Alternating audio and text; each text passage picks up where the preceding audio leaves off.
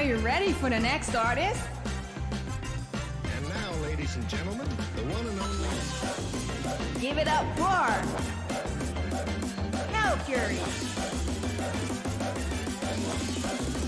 Ladies and gentlemen, it's so me!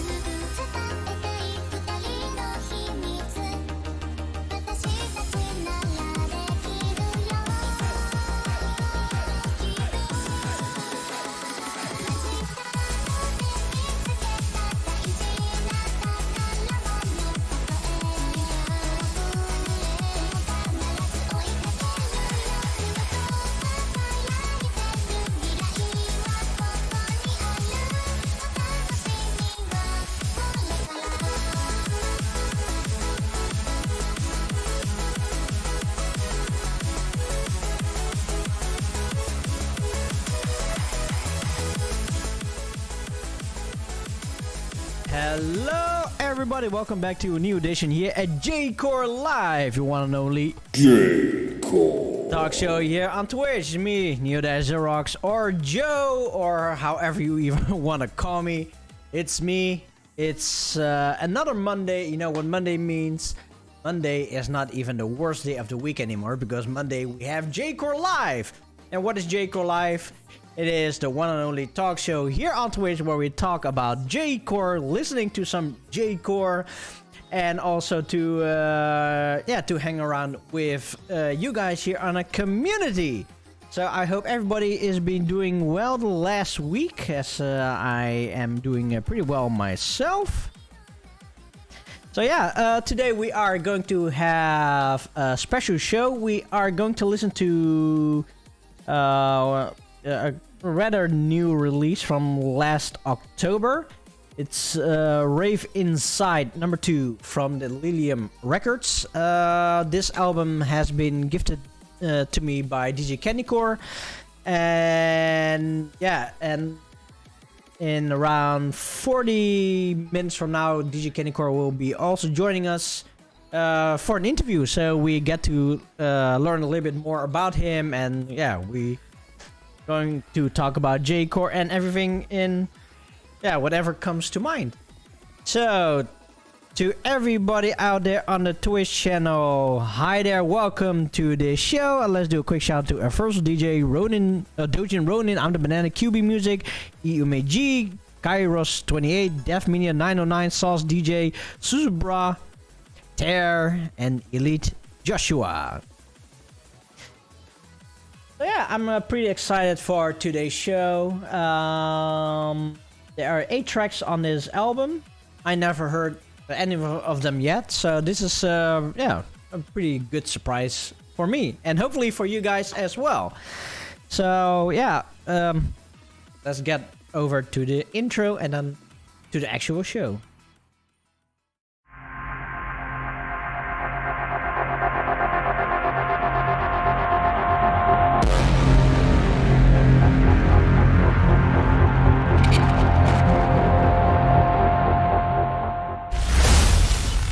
J-Core. Oh man, I really love that intro.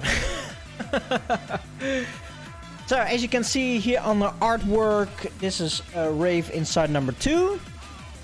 As I said before, it's done by Lilium Records. There are 8 tracks on there. And pretty excited to hear what we are going to listen to today. So yeah, let's see, the music that you hear on the background at the moment is actually set by Hell Fury, and this was from the very first JCL event that we were listening to. What is it called again? Rolling Start. Today we are using some JCL music as the background. Talk about JCL. Let's start with this.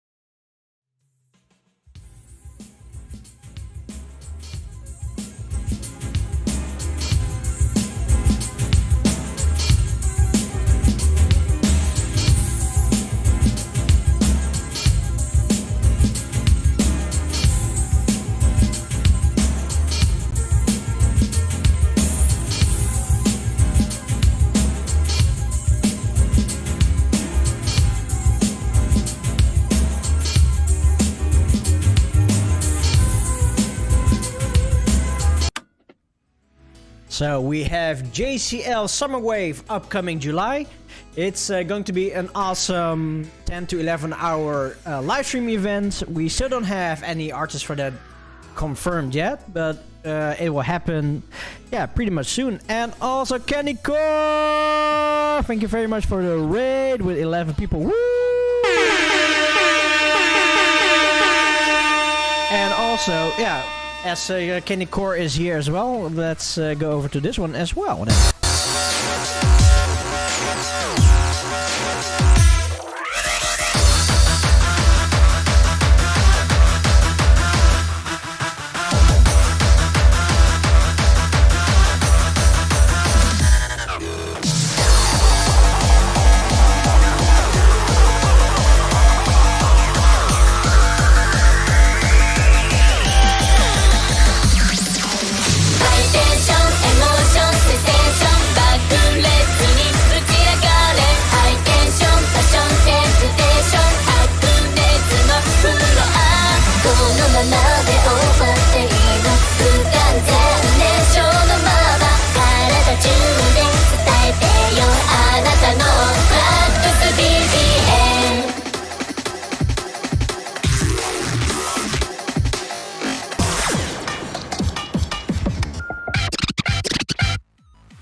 So the last weekend of February, I am celebrating my, my birthday again with a live stream event. Is going to be in 2 days, on Saturday and Sunday.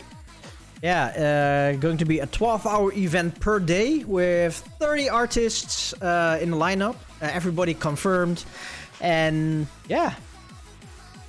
It's going to be a real madhouse, a real slaughter. So, I hope to catch you by Neodash's High Tension B-Day Bash. So, and also let's say hello to our first DJ. Welcome back to J Live 1 and only J-Cole. Also here on Twitch as Strandy. 21 whole month subscription. Woo! This one really goes out to you. So yeah, I will say let's start with the first track of the album. The first track is going to be You with wait. Oh, okay. You with Party Catapult.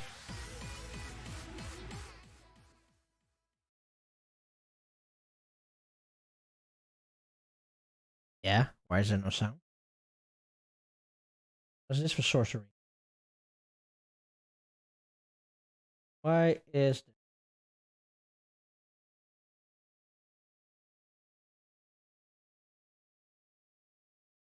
Like, I didn't change the settings.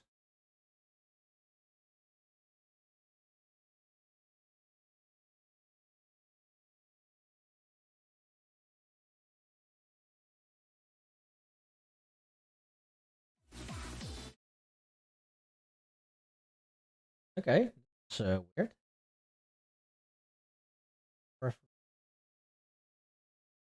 Oh, why is Record Box actually changing my... Eh? Oh, okay. I think now it should work. Oh, wait. System.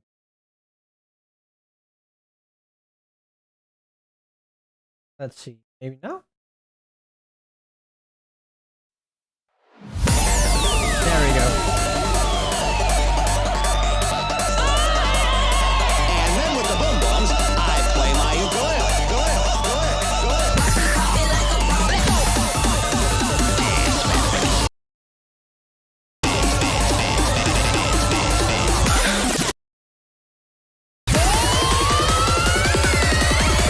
Yo, DJ!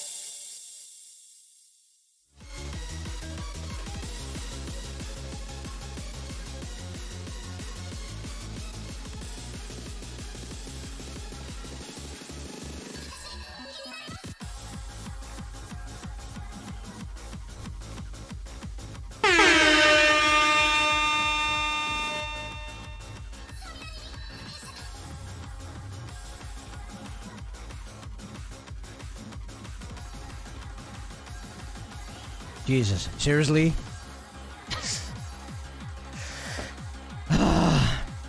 Well, there we go again. There's always a mute somewhere. Why? Thank you very much. And the blessing is still not heard. Oh shit! Which button was this? Oh yeah, this one. So once again, that that was oh shit! What was the title called again? It's called Party Catapult by you. And there are also some redeemables out there. One was an air horn that goes out to Nakvi, so this one goes out to you.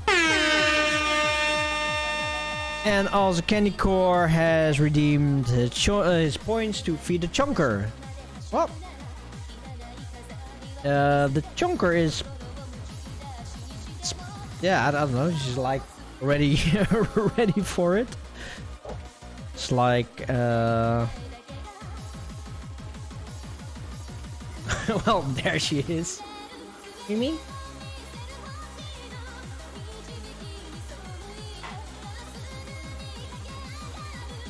And this?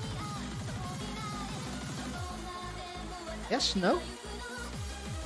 Want to be fed? Yes, fed.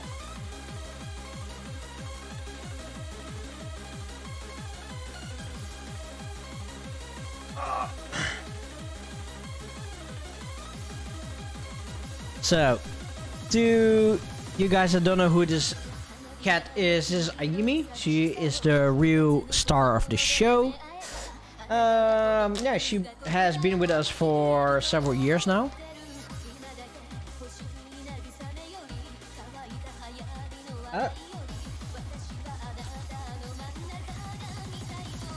Five? Five? Five? Good girl.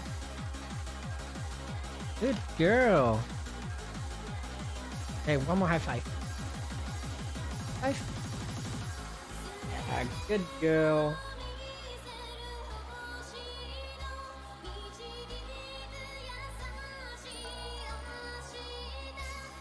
Not anymore. Kandicore, thank you very much for the 100 bits. Woo!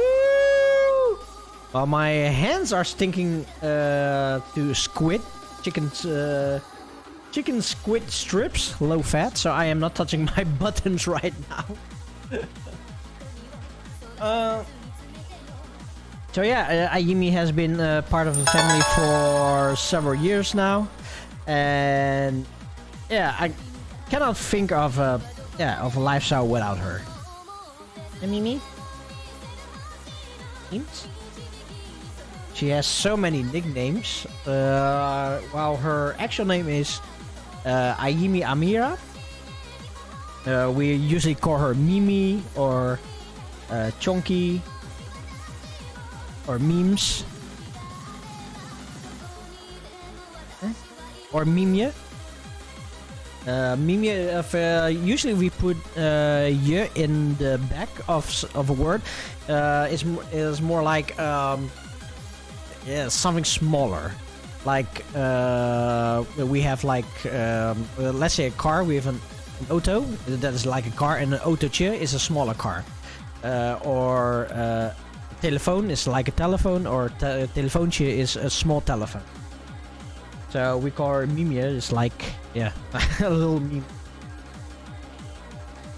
Hey, cutie chunky. Aww, it is.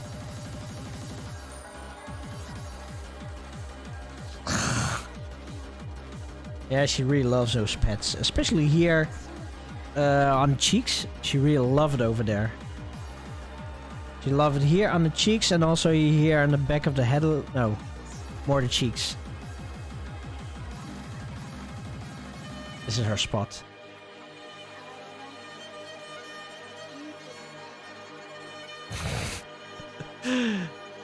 So, Kandicore, thank you very much for redeeming the points to feed the cat.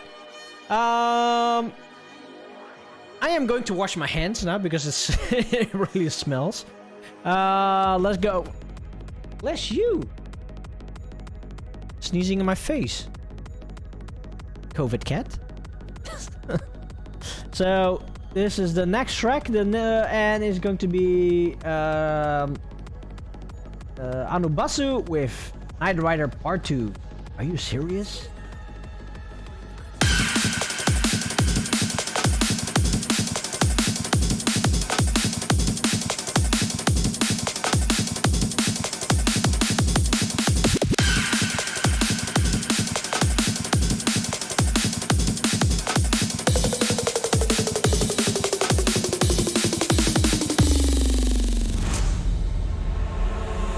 We're all in this together. We can really make it if we try.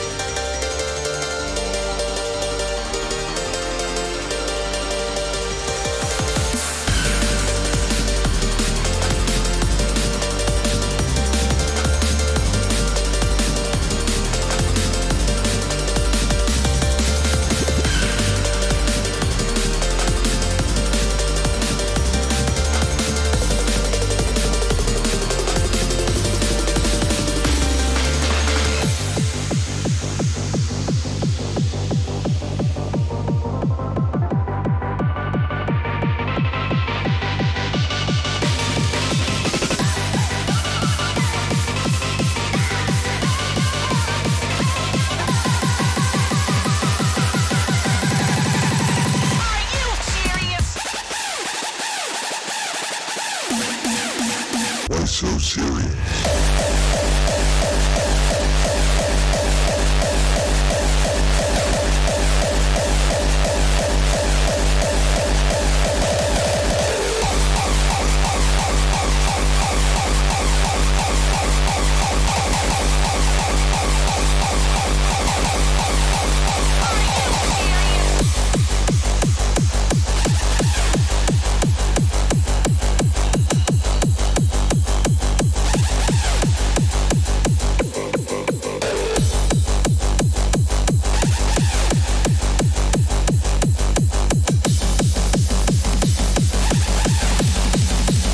So serious.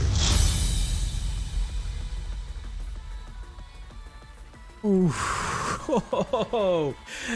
Well, that was an interesting track. That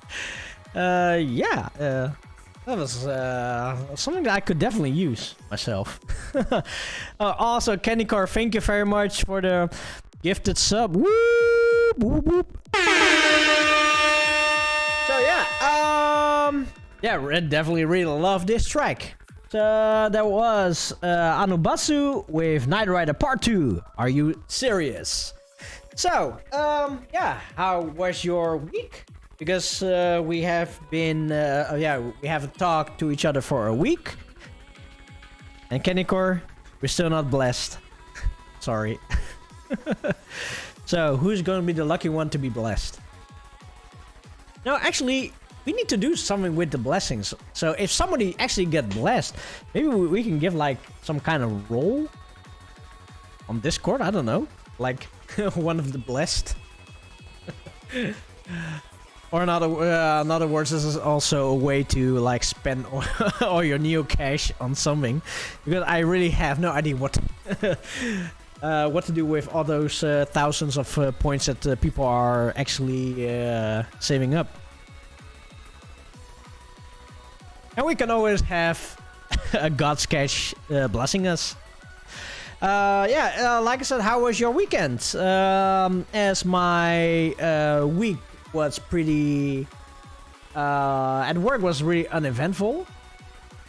Friday I could work from home. Finally.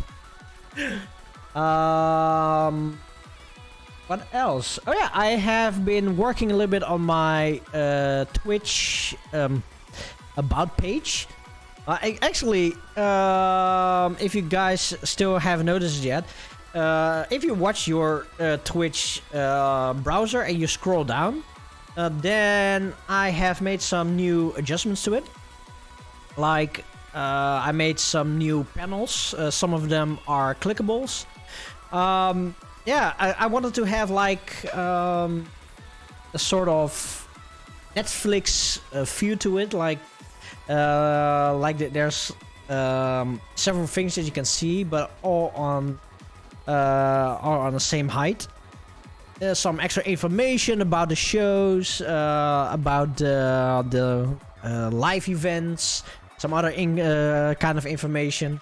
Yeah, please let me know how you like that. And even so, if you don't like it, please say it, because I can learn from everything, and then I still can adjust. So I prefer to hear like somewhere quicker than later.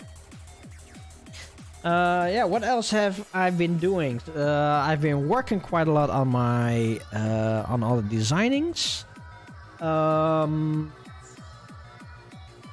Let's see what else. Yesterday we have been dancing. Yeah, it was pretty. What the hell did I did Saturday? I even forgot what I did Saturday. Oh, I went to the barbershop Friday, so that's also a good thing. Yeah, and now we're here. That's pretty much my week and weekend. Let's see, what are you guys saying? Well, Kandicore threw his first rave since the pandemic, hung out with the homies and had all the fun. It was his first silent disco, and honestly it far exceeded expectations. Well, good to hear that your party went well. On a silent disco, I've never been to one. So and I do wonder how it feels like, silent disco. Let's see. So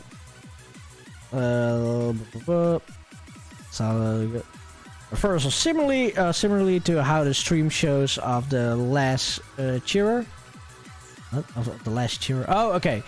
A most certainly blessed viewer could be fun. Oh, at first I've seen that you play together with Cavelli on the event. Well, I tuned in every now and then, and yeah, it's really awesome to see you on stage as well. Let's see, Lee Joshua, the new panels look great. Great to hear, of course. Doja only has some gigs lined up later this year. It all depends on the pandemic. Well, yeah, that's the same for me. It depends how the pandemic goes, and if the pandemic pretty much like fades away, then I will probably go back doing some Warp Zone live again. Actually, it all depends. But I do want to have some real life bookings again. I really do miss real life bookings. Kandicore. So what I've learned, it was very quiet. So it's easy to make a scene. Defrag is personally not a fan of silent disco. Defrag, why? I would really like to hear why you're not a fan of Silent Disco. What makes it that it doesn't appeal to you? Kandicore. But the best part about it is that you can go anywhere in a venue and listen to other channels. So, oh, okay. So you can actually listen to. Oh, okay. So you have a headphone and then you have like maybe 2 or 3 channels. So that means 2 or 3 different DJs playing, and then you can vibe with each other. Is that how it is?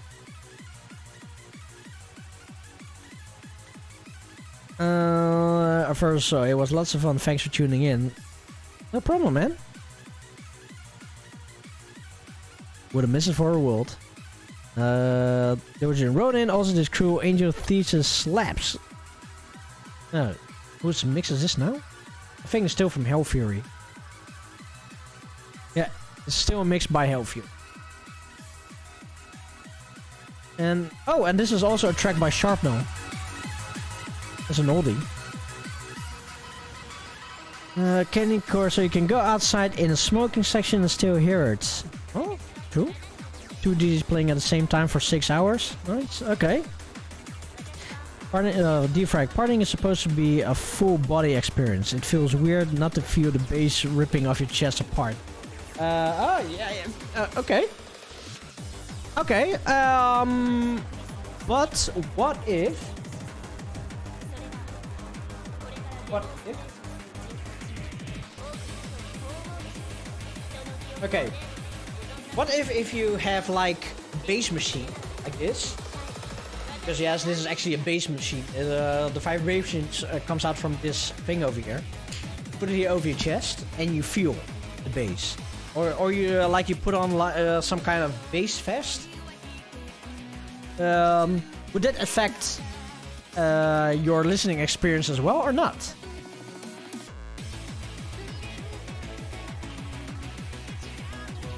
So yeah, I am interested to hear. Banana, I met up with some friends to play some couch video games on Saturday afternoon. Also play a new game later that evening online. Then on Sunday I went for a nice walk with the parents and visited a tabletop game store and look around, bought something probably for fun there. Oh, nice. Good to hear. Oh, by the way, talk about video games. I started playing video games again. Oh, sort of. The last few days I have been I've been playing Doom. What is it, like the 2016 edition thing was that? I finished the game like already several years ago, but now I wanted to play it again, just for the story wise, so that I can start with Doom Eternal, because that is waiting up for me. Oh, and also talking about gaming, yeah, I have decided that starting from, I don't know if it's next week or starting from February, but I'll probably go live stream, yeah, a gaming day one time, or yeah, it depends. For now, it's maybe every Thursday. And maybe I can also do it on like the Tuesdays that I'm not streaming any music. Yeah, you know, just for fun and just to yeah, pump up the hours. Yeah, if you guys want to hang out, then yeah, then please come by. The first game that I'm actually planning to play, it's probably going to be Metal Gear Solid 5. I never finished that game. I think I only played like 33% of the game, and then I kind of stopped playing it.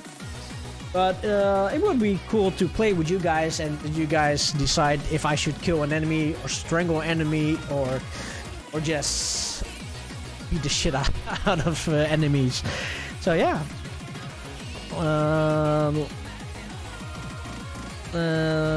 Let's see, Banana, you want to experience live events. Oh, Banana, I also want to experience live events again. Kandicore, what is that? What is live experience, or what is this? Kairos 28, yeah, it seems like it would be very different would love to go to one though. Oh. Frozen Pyramid, never seen something like this before. Yeah, you know, this is actually a funny thing about this base pack. I got it from a friend of mine. So out of nowhere last year, he asked me for my address. Is a really good friend of mine from France, and he said, "I want to send you something cool." So I said, "Okay, I'm giving him my address." And then he sent me this. I was looking, what the hell is this? Like a headphone? But no, this is not a headphone. Why would something like this be a headphone and just only like a one way? So I looked it up online, and it was just a Bluetooth bass pack. So the thing what you do is, this is like the bass. Yeah, the vibration pack is over here. You put it around your chest and more towards your heart area, or at least here. Then you feel the bass pumping. So you sort of have like a party feel. I don't use it that often, but it's sometimes really fun to use it, but it really feels weird. It's like that, like those, okay, I never experienced it, but it's like the defibrillation pack, like what you use if somebody has it's a heart seizure, or the heart stops. Did you need to give them an extra pulse? Sometimes it does feel like that, but like I said, I never experienced something like that bad. Let's see, Sauce DJ met up with Brain Shit on Saturday to hang out. It was fun. Yeah, I've seen the picture. It's really awesome. We had burgers. And where did you meet up? In Krefeld? Or somewhere else?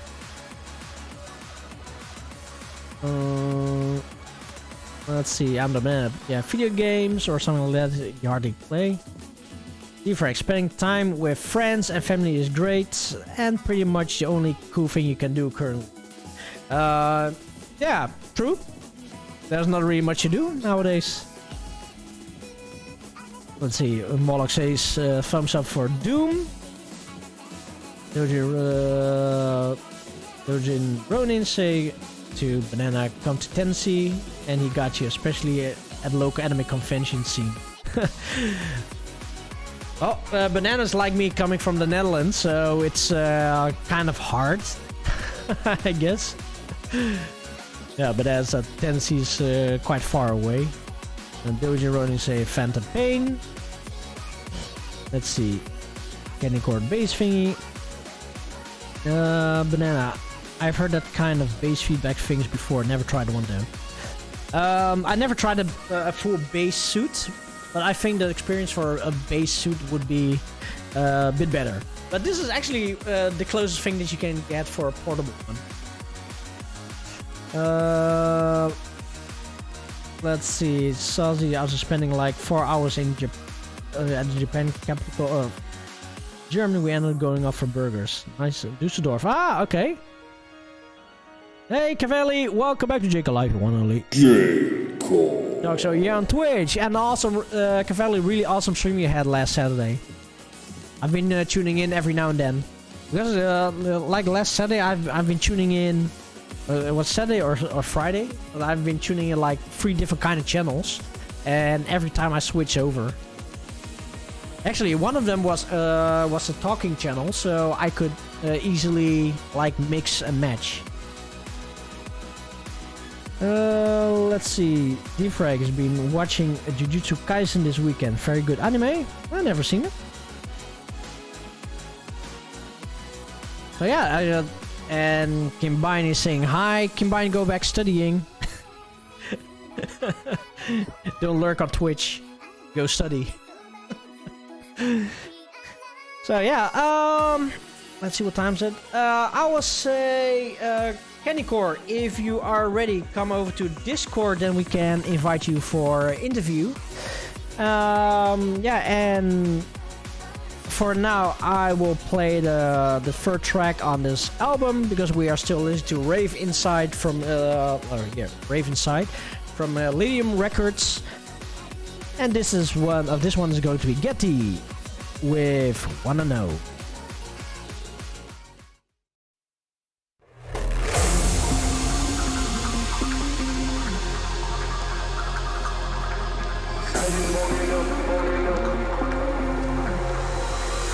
I just wanna know, wanna know.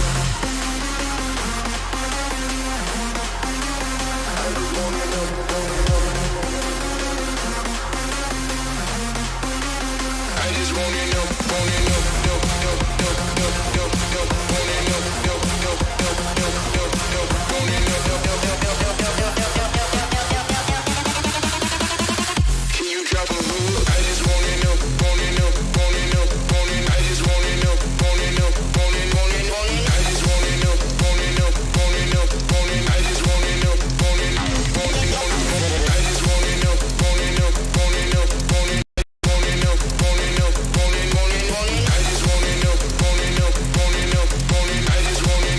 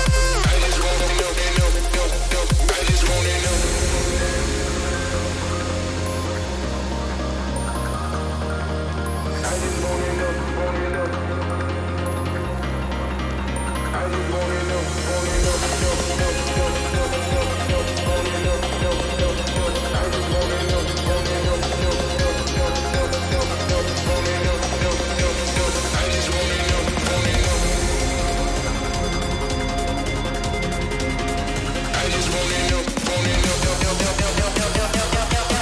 know, wanna know, drop it, drop it.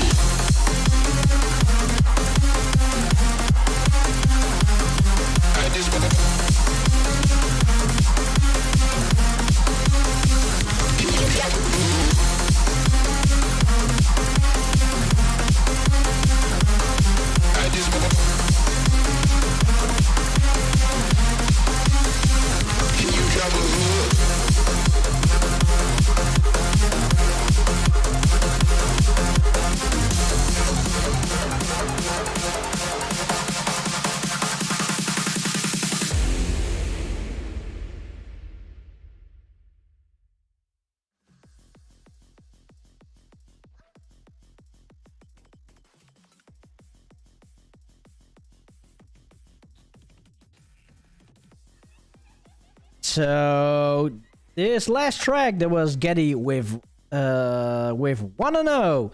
Oh, as you might notice, the light setting has been turned down a little bit because I am going to switch over to the next camera when Kandicore is back from getting a drink. Oh, he is back. So yeah, let's then it's time to switch the camera because yeah, we are having an interview with Kandicore. Is the man of the hour, and I'll say hello, Kandicore. Welcome to J-Core Live. Hello, everyone. First of all, thank you very much for joining in today's show. It's really great to have you here on the show, of course. Appreciate it. Yeah, you have been hanging around this channel for quite some time now. Yeah, maybe. I feel like it's been almost a year. Yeah, sort of. So, but yeah, eventually it should have. It was bound to happen to have you somewhere on the interview. Only up to this point from today, I didn't really found the way to get you into this into the show for interview. Up until a point that you actually told me that I should do this album, the Rave Inside #2. And So good. Yeah, good. and the thing what I doing with these shows, I only play stuff that I legally own or that artists actually give me the releases. I didn't own it. Yeah, you were so kind enough to give me this release, and yeah, you know, if I must already confess, the free tracks that I heard so far are really. Like I said, it's like a perfect album, which is very Holy rare in my shit. opinion. Like every album or every track on this album is just like straight fire. Like it just is so goddamn good. I am so excited for the rest, but yeah, yeah, because you gifted me this this album, yeah, for me this is like the perfect moment. You know what? This is actually the perfect moment to get you on the show for an interview.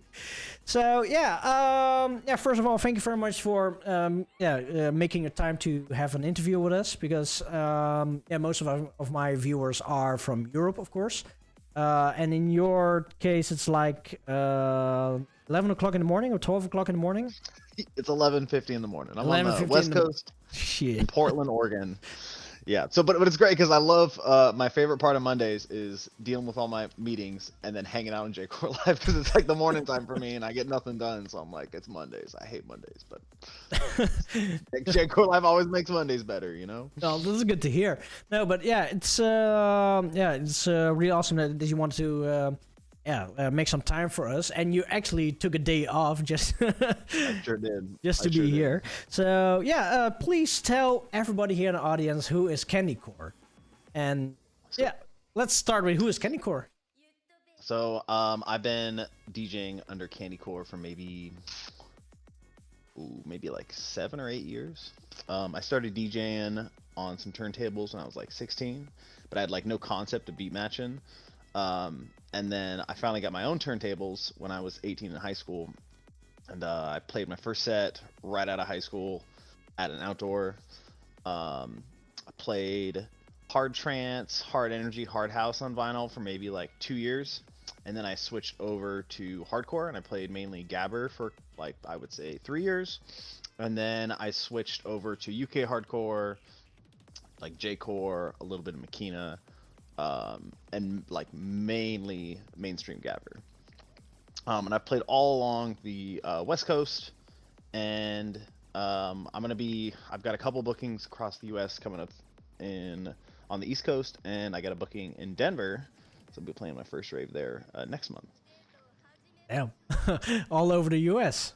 Holy shit. Yeah, it's funny. Like I've really, like, this is the last like month. I keep getting asked in all these states I've never been to. But Okay, but how does it work in the US by getting booked? Because for some reason, yeah, the nerd culture scene is like, yeah, okay, it's not another weird reason because you just have more population than we have here, but usually you artists, you actually know each other, like. Oh, it's everyone knows everyone here, so it's a very small scene compared. So like I really know every promoter in like every state, which I mean it kind of works in my favor in this case because like it's very easy to like get in touch with them and like know them. Because if you go to like a hardcore show there, you're gonna immediately know who's the crew throwing that show.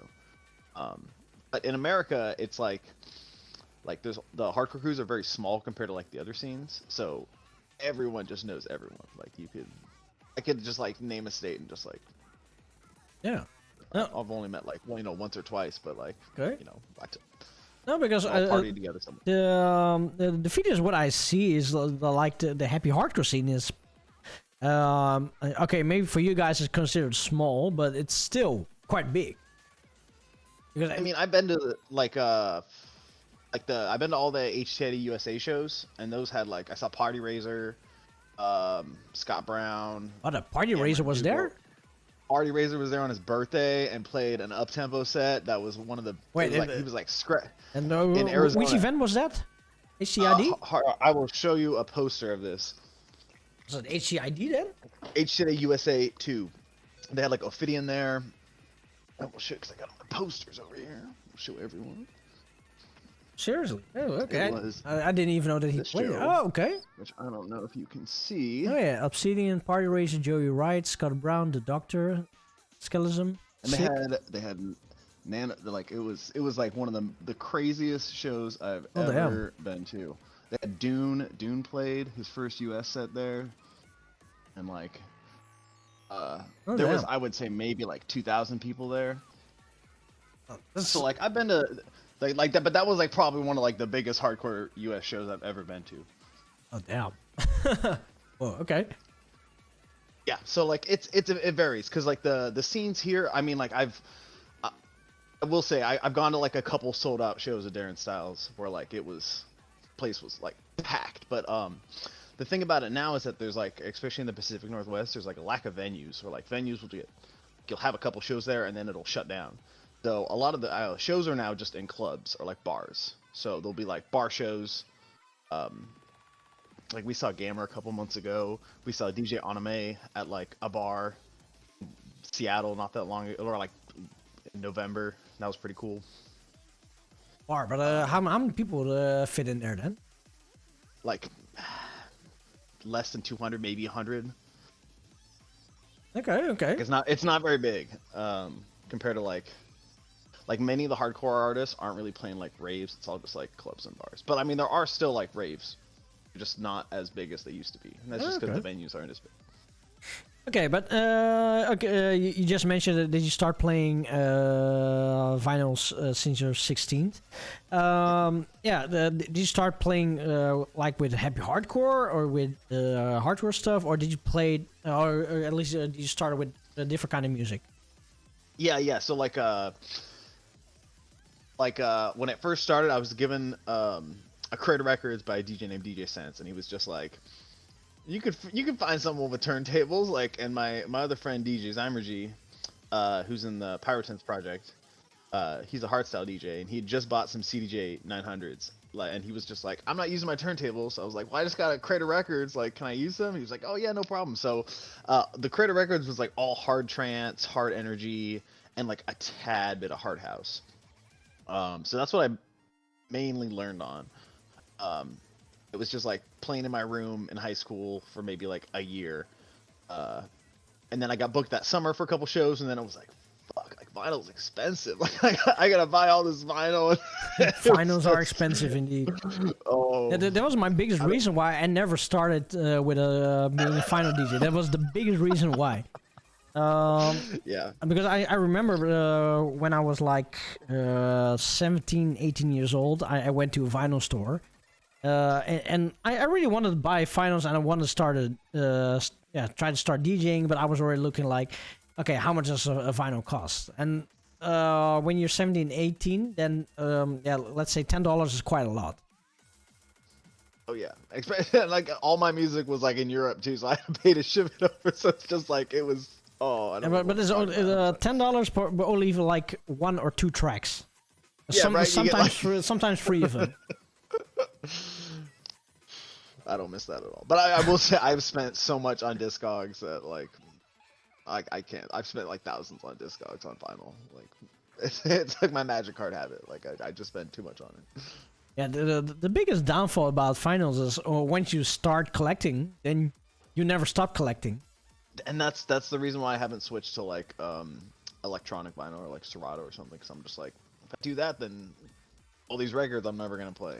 But I still love playing vinyl. Like I played my first vinyl set last month in like a while, and it was just like everything just feels so natural. It's just, I don't know. It's like I feel like it's a lost art because like I don't see like DJs of this generation like learning vinyl as much as they used to. But I mean, and another sense too is that like it is just so easy to pick up a controller and learn how to DJ. Like, or you can spend all this money on vinyl, like, you know, for all these tracks that are like super old. And also, so most of the time, the tracks that you're looking for is either really hard to find or really expensive. Oh yeah, yeah, that's another case. Yeah. So okay, how did the love for your electronic music started? Okay, so I'd always wanted to go to a rave, and it was like we would always. Okay, first grade, saw the movie Blade. If you've seen the movie Blade, there's that blood rave in the middle, or in the first scene of the movie. Yeah, New Order. Yeah, and let me tell you, I was hooked. Yeah, I was like, oh my god, I gotta go to a rave. So like all in like elementary school and middle school, I was like, I gotta go to a rave. Like this looks so cool. So I was always looking for it, and I couldn't find it. And then when I was like 16, I was like, they were like, dude, like, pick up something that you want to like do as like you would like start like a new law. And I was like, let me legalize ecstasy. So I did a bunch of research on ecstasy, and I learned about the rave scene, and I was like, huh, like this seems pretty cool. So I tried ecstasy for the first time. And then I was like, oh, this is cool. I was like, wait, there's parties where you can do this. And I was like, oh, that sounds even cooler. And then I asked my friend who was a raver, and she was like, I was like, what do you listen to? And she was like, happy hardcore. Like, let me send you some Hixie. And she sent me more and more by Hixie. And I was like, oh my God, like, where has happy hardcore been my whole life? And like, I feel really fortunate because like my first introduction to rave was just like straight happy hardcore.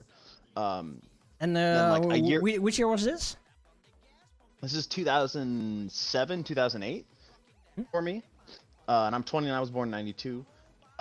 So like, this is early or mid 2000s, and then in 2009, one of my friends, Amanda, was like, "Are you going to this rave tonight?" And I was very shy. So here's the thing about it is that I was very like, I don't want to go by myself, and I always want to go with a group of friends, but all my friends were like all just doing their own things, and no one was really raving.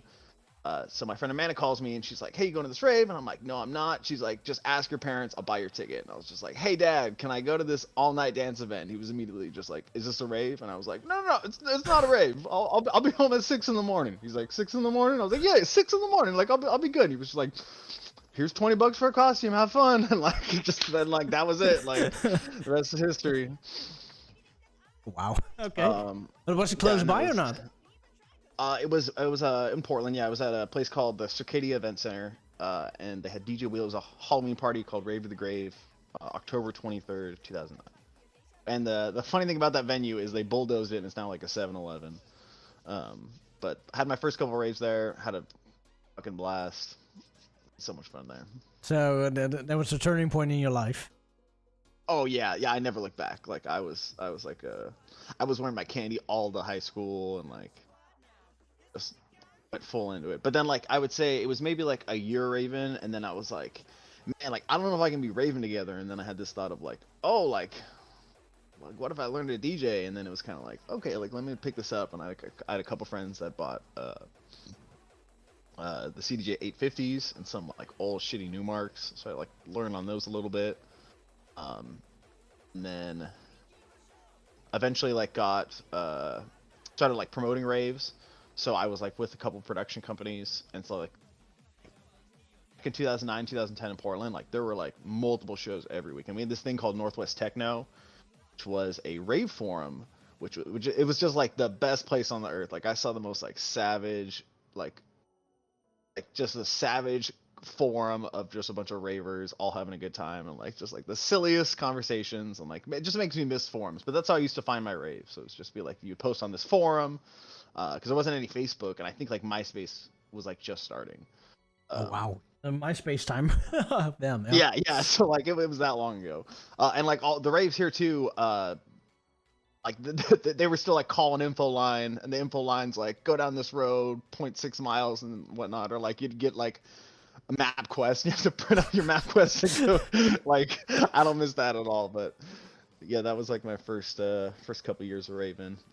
Oh damn. Okay, so you mentioned that you started DJing when you were 16. And what age and which years is you actually had your first booking? So I got my first booking at a place called Splash Bash in Wilsonville, Oregon, and I played 2 sets. I played like a hard energy set on one stage, and then I played like a hard trance set on one stage. And let me tell you, it was like I played a really good set and like a really bad set, but I feel like it was really good for me because that second set I was playing on the back of like the truck bed that was just like jumping up and down, and so everyone's playing on CDJs, and so I have to like hook the turntables up, and like as soon as I stepped to the turntable, I could just see the needle just like start skipping. And it was just like it was so bad. Oh man, I just like played like the needles just like kept skipping everywhere, and like the stage was like rocking. It was awful, but you know, you live and you learn. I played another set later, like next month, and it was like phenomenal, and I was like, okay, like good. And then I just I think I moved to CDs because I was playing on. I didn't even switch to USBs until like maybe 2 or 3 years ago. I was Okay. always just playing on CDs. Like I don't know what it is about it. I didn't even use record box. I was just like strictly mixing on CDs. Okay, okay. Interesting. So, okay. So when you started DJing, of course, it's quite difficult already starting from the beginning. But what were your first kind of mixes that you starting to learn with? Is it like trance mixes or already straight on happy hardcore?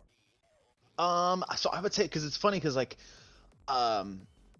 getting into it, like I had like like in high school I had no concept of like what there was. So in my, like I thought there was just like happy hardcore, there was house, and there was trance, and there was like nothing else involved in that. And like there's so much more to that. Like now that I realize it, but it's kind of weird because like I got all these like hard trance and hard energy records that I'd like never really listened to this genre. So I kind of like got into it and was like, maybe I'll learn to be this hard trance DJ. And a lot of people I noticed were like, they never played the music they started to learn on. And I found that very interesting. Like I would always listen to happy hardcore, but I would never like play it out. It's like hardstyle. I don't really like playing hardstyle, but I love listening to it. And I was really big into hardstyle too in high school, but I kind of dropped off a little after that. Okay. But my first mix I ever recorded was on it was a vinyl mix of like hard house and hard energy. And then I think I just probably was like, okay, actually I'll tell you what happened. It was I heard Nosferatu's When Angels Die, and I was like, oh my god, like what is this? And then I heard Anger Fist and Outblast is the voice of Mayhem, and I was like, oh my fucking god, like I gotta get more of this stuff. And then I kind of just went like In a whole other direction. Into Gabber. Yeah, and like Gabber just like took over my life. Cause like it was funny, cause like I would like talk shit on Gabber, being like, oh, like fuck this, like I only want to hear happy hardcore. And now I'm just like, oh my god, like I love Gabber. Nice. So okay. Okay. So how long have you been DJing now? Since 2000.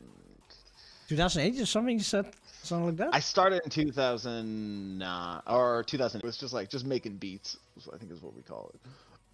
Just but practicing. then like I would say, yeah, like really a year after. So 2010 is when I like really started to like being like, okay, I'm gonna like practice every day. Okay. So how did you came into the anime scene? I think. How did I? That is interesting because I think it was just like me and one of my best friends, Kenny, were like, we have two big anime conventions here. We have KomoriCon in Portland, and then we have SakuraCon in Seattle. And SakuraCon has like 30 to 50,000 people. It's like huge. Yeah, like it's fucking massive. But KomoriCon's very small. Like it only has like maybe 3 to 5,000 people in it. So someone, I don't even know how it started, but we were just like, let's go to And then you consider that one small. Jesus. Yeah, yeah, I guess because like all the anime conventions here in America are like massive, like 20,000 plus, and like some of the stuff. So we were like, okay, we're gonna go to KomoriCon, and like I really had like no idea of like what to expect. And basically it was on my 20th birthday. I was like 19 when I first went to con, but like 2 days into con I turned 20. And we just pretty much just had like a massive party, and just had, like I met a bunch of people. We all like a bunch of like hardcore artists and whatnot. And then like that was in September. So then the following March we had SakuraCon. It was like, oh my god, like we got to go to this massive one, and like went there, had just the best time. Saw a ton of like, they always bring a bunch of Japanese artists. So like Baby Metal played there. A couple other, I'm trying to remember what big Teddy Lloyd, if you know that artist, plays there a bunch. But as far as like anime, around that time I like went over to my friend's house, Ariel, and it was weird. It was like after a rave, it was like 2 a.m, and she just like hit me up. She was like, hey, do you want to hang out? And so I go over to her house. She puts on Elven Lied, and I'm like, we just watching hentai, what's going on here? And she's like, no, just like watch this. And like started watching it, and I was like, oh my god, like this is the best anime I've ever seen. I'm like, I went home, watched the entire series in one day, and I was like, oh my god, like this is just the best thing ever. It is a good show. Yeah, it's like the most it's very disturbing, but it's very like it hits me in the feels every time. It's just like a hard hitting story, and I feel like it's just like Yeah, again, I've I seen like it animes twice, with yeah. those like yeah like it's I feel like animes that only have like 12 episodes are like that perfect amount where I feel like it's just like some animes just go on too long and whatnot, but like that's just like my opinion. Yeah, for that show, 12 is enough. And but it also really has a really good opening. Oh yeah, it sure does. Yeah, I need to get that. I know there's like a hardcore remix of that song somewhere out there, and I've heard it, but I don't remember who does it. I think Sharpno has it. Oh, okay, thank you for letting me know. So it's I think on one of his earlier albums. Okay. So But yep. oh, sorry, what did you say? No, you. Yeah, you go I was ahead. saying, but so like my my music knowledge was a lot more like UK hardcore and then Gabber. But if, do you know DJ Energy, US? Nope. Okay, so he had this like he runs Kids of the Core, which is like a happy hardcore rave promotion company in LA, and he would make these Makina mixes, J-core mixes, and like other different styles of hardcore that you wouldn't normally hear, like even jump style or freestyle. Yeah. And I remember like listening for the first time and just being like not understanding, like I couldn't tell the difference between like Makina and hardcore, like or UK hardcore, or even J-core for that matter. And I was always just like, oh, this is really cool. And then I specifically remember watching the DJ Kotz mix on YouTube of the J-core, and it was like a Shimamura mix, and I was like, oh, like this is fucking fire, like Shimamura. Yeah, I've seen that one as well several years yeah, ago. so I got really into Shimamura, but I didn't really like listen to the album. So like a lot of the J-core I was listening to was all on like just like YouTube mixes or like occasional stuff I found on SoundCloud. So it wasn't really like it wasn't that like knowledgeable. And then I would say like maybe like 5 or 6 years ago, I started like actually like following the charts and like following labels and like actually like getting into it. Okay. So you're actually not that long into the J-core scene. No. It's always just kind of been like a side genre, but like really I've just been picking it up because like all these releases, I'm like, oh my god, there's such good music in this that like I was thinking about it today where I was like with like UK hardcore releases and even Gabber albums, like it's very rare that I like every track on the album. Like I like a couple of them, but like there's been so many J-core albums where I'm like, all of this is just like so good. Yeah, that's nowadays is more the trend because I know like I have more than 500 CDs in my cabinet over there, but like a lot of CDs that I heard, I only like maybe 4 or 5 tracks on a 15 track album, and I think to myself, yeah, okay, I am only supporting the artist for this, but yeah, normally this is not really my kind of music. But Definitely bought an album for one track too, just because I can't find it. It happens. Oh damn! I remember one time when I was in Hong Kong, that was the start of Jennifer Lopez, and I really liked the first track, and I bought it blindly and said, "Oh yeah, it's probably a good CD."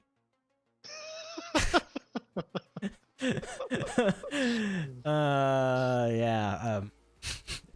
I think this says enough. That's hilarious. But then again, I bought Britney Spears and I listened to the hell out of it. So Fucking love Britney Spears. Okay, I'm like I feel like forever living in the '90s, like just like '90s music, just like especially like bubblegum pop. Like oh my god. yeah, I really love I got yeah, like itself. we saw. So the, like I'm very happy to report that we didn't have anything that got canceled due to COVID all got postponed. So we got to see 2 Unlimited, Ace of Base, Venga Boys, and Aqua in Canada a couple months ago. Oh damn. And I'm telling you, 2 Unlimited played like one of the best. They're the people that do the party jam song. And I was like, oh my god. And I was like, man, like these Dutch people are just swooning me so hard. Like they know how to party. But was it the original 2 Unlimited or was it only the rapper that was still original? I can't remember, but they had the girl and the guy both doing the act. I think the guy is still the original one. I think you're right. I think. Because I know that the original Ray and Anita, they had pretty much a fallout against each other.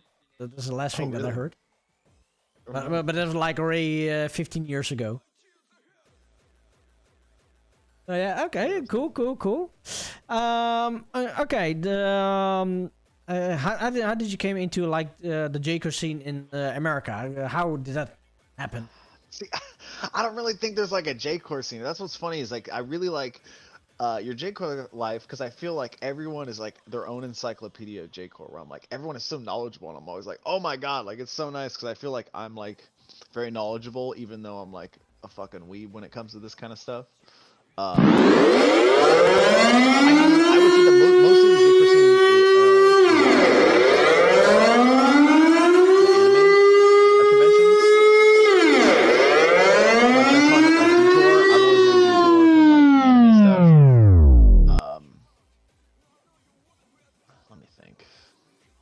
Oh wait, just yeah, like, like just like Dania Phoebe, thank you very much for the raid, and also thank you very much for giving us a heart attack. So that means I really do need to change the sound. So this one goes out to you, Dania and Phoebe. Oh, not forget what.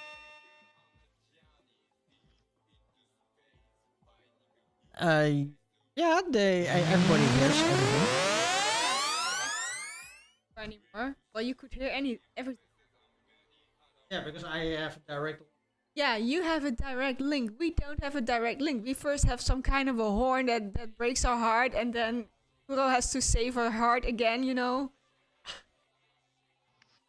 Ayumi, I don't want to see your ass. Oh, but Jesus. Sorry, once again. So, yeah, you were still saying about the scene? do you know Initial P or Disco Warp Records? No. Okay, so he runs a label that does like you know that song "Oh Oh Sexy Vampire," Searle remix? Nope.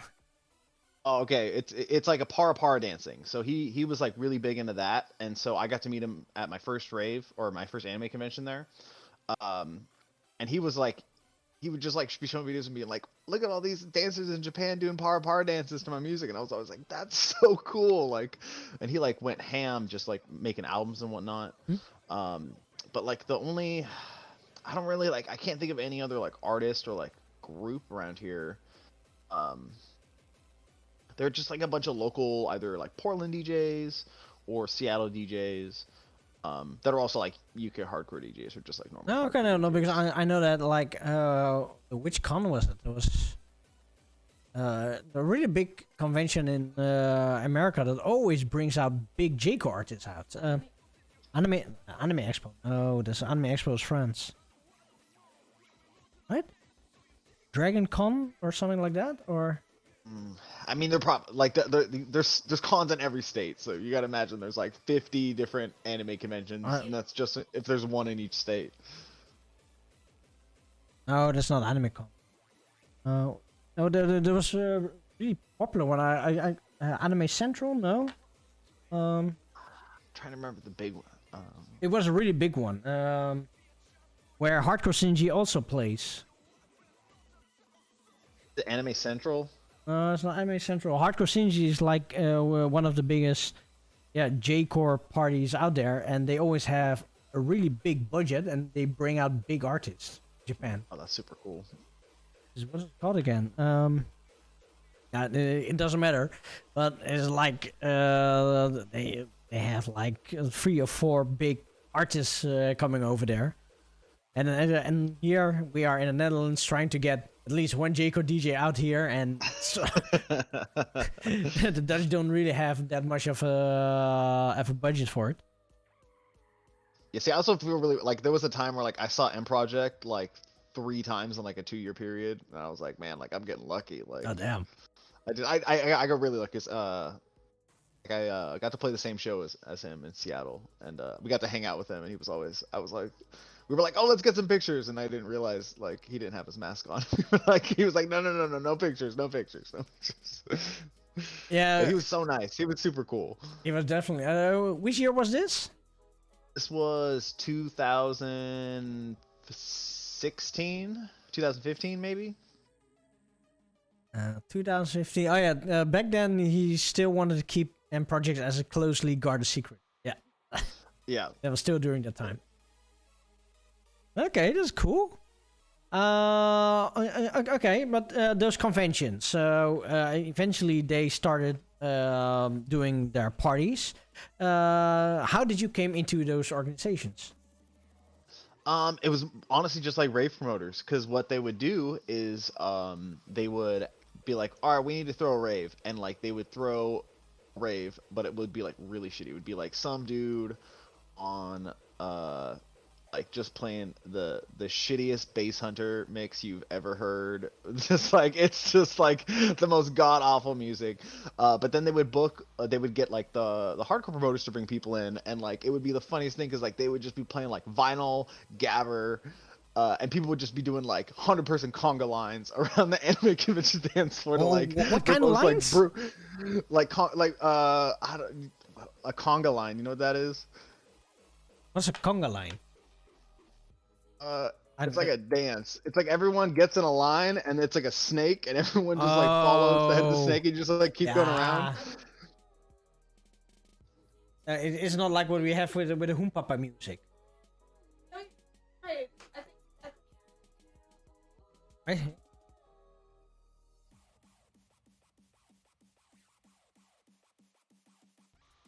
Yeah, here I'll post the. Same, you know? It's just like everyone dances in a line, and but it's a bunch of like anime people, so it's like like the funniest crowd because it's like a bunch of kids who don't get out, and then like kids who are just having the time of their life, just like partying. I know like... that this is where we have in the Netherlands as well. Yeah, you know the vibes, like so it's just like it always just cracks me up because it'll just be like the most like gnarliest gabber because it'll be like no cursing, but like you could just like play the most brutal peep kicks, and like they're like, well, that's fine, the kids love it. But it's SakuraCon. It's like it's at the convention center downtown, and like it's just like it's huge. Like it's this huge hall, and you can fit like maybe like a couple thousand people in there, like 5,000 people. So like it's I'd say the biggest anime crowd I've been like as far as like the rave. Oh, okay. I see that Super Jimmy has redeemed 5 minutes of Kim. Seriously? Oh shit. So yeah, I would say, talk to Kandicore. Oh, by the way, he always redeems like 5 minutes of your time. So now you have 5 minutes with Kandicore. The tables have turned. Tables turned. So we have Kim. Yeah, so you can brush your hair. Oh, okay. If that's no problem. Okay, I'm just gonna sit here then. It's no problem. Do I need my timer? No, right? Don't know what happened What's up, downstairs. Superhero Jimmy? There we go. Oh, you have 5 minutes of Kim. Yay! Direct speaking in this case. How's it going, Kim? I'm doing fine.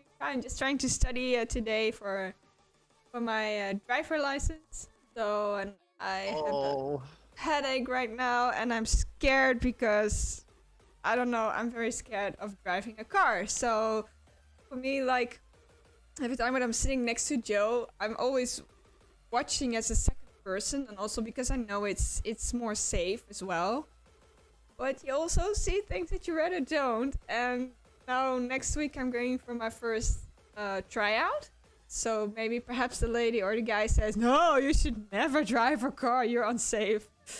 Or maybe he says I'm a natural, or he says, well, he'd like about 300 lessons. We're gonna see next week. Or maybe it's really not something. You got this. I hope so. As Passed with the bare minimum. You needed a 75 to pass out of 100, and I got a 75, and I was just like, oh baby, like we're good. whoa, that's good.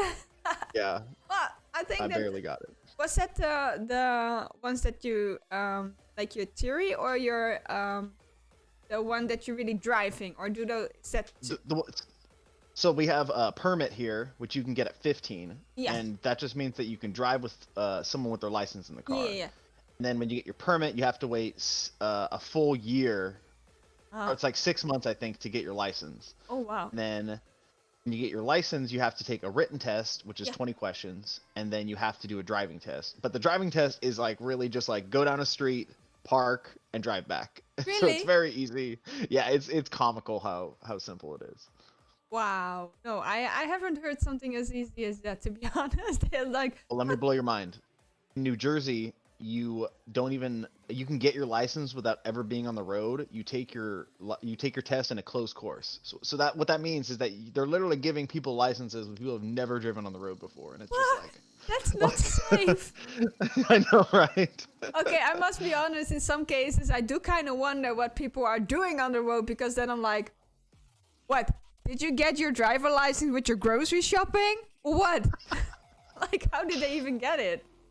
So yeah, I'm a bit scared, because even when I was on a bicycle, Dutch people and bicycles, crazy. It's crazy. We drive like, we never show where we're going. We don't wear helmets. We're like very unsafe when we are on a bicycle. But it also means if a bicycle drives into a car, the car is the problem. Like, and that's kind of the thing that I'm scared of, because I live in a city with a lot of scumbag bicycle drivers. And I'm like, okay, I'm probably gonna drive into one. I even do it when I'm on a bicycle, that I already drive into a bicycle. Like, dude, how? Read the lines. So You got the skim. Oh, I hope so. But the studying part is a little bit like, I think it's the first time that I really opened up a book and started writing again, because the normal way that I do my theory is actually writing things down in my own words. And the moment I get tired, things are gonna get a little bit more easier when written things down. Like a camper.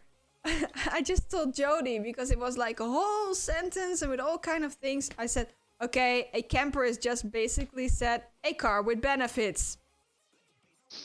And he was like, you wrote down what? Yeah, car with benefits. You can sleep in it, you can eat, and you know, it has benefits. I said, okay, I guess I'm starting to get tired of studying. So I told Joe, I try to give myself maximum or about 1 hour a day. So let's see if I can do that. Joe is creeping in the back. No, actually, he's playing with Ayimi. He has a laser thingy, and Ayimi is breaking down the house at the same time.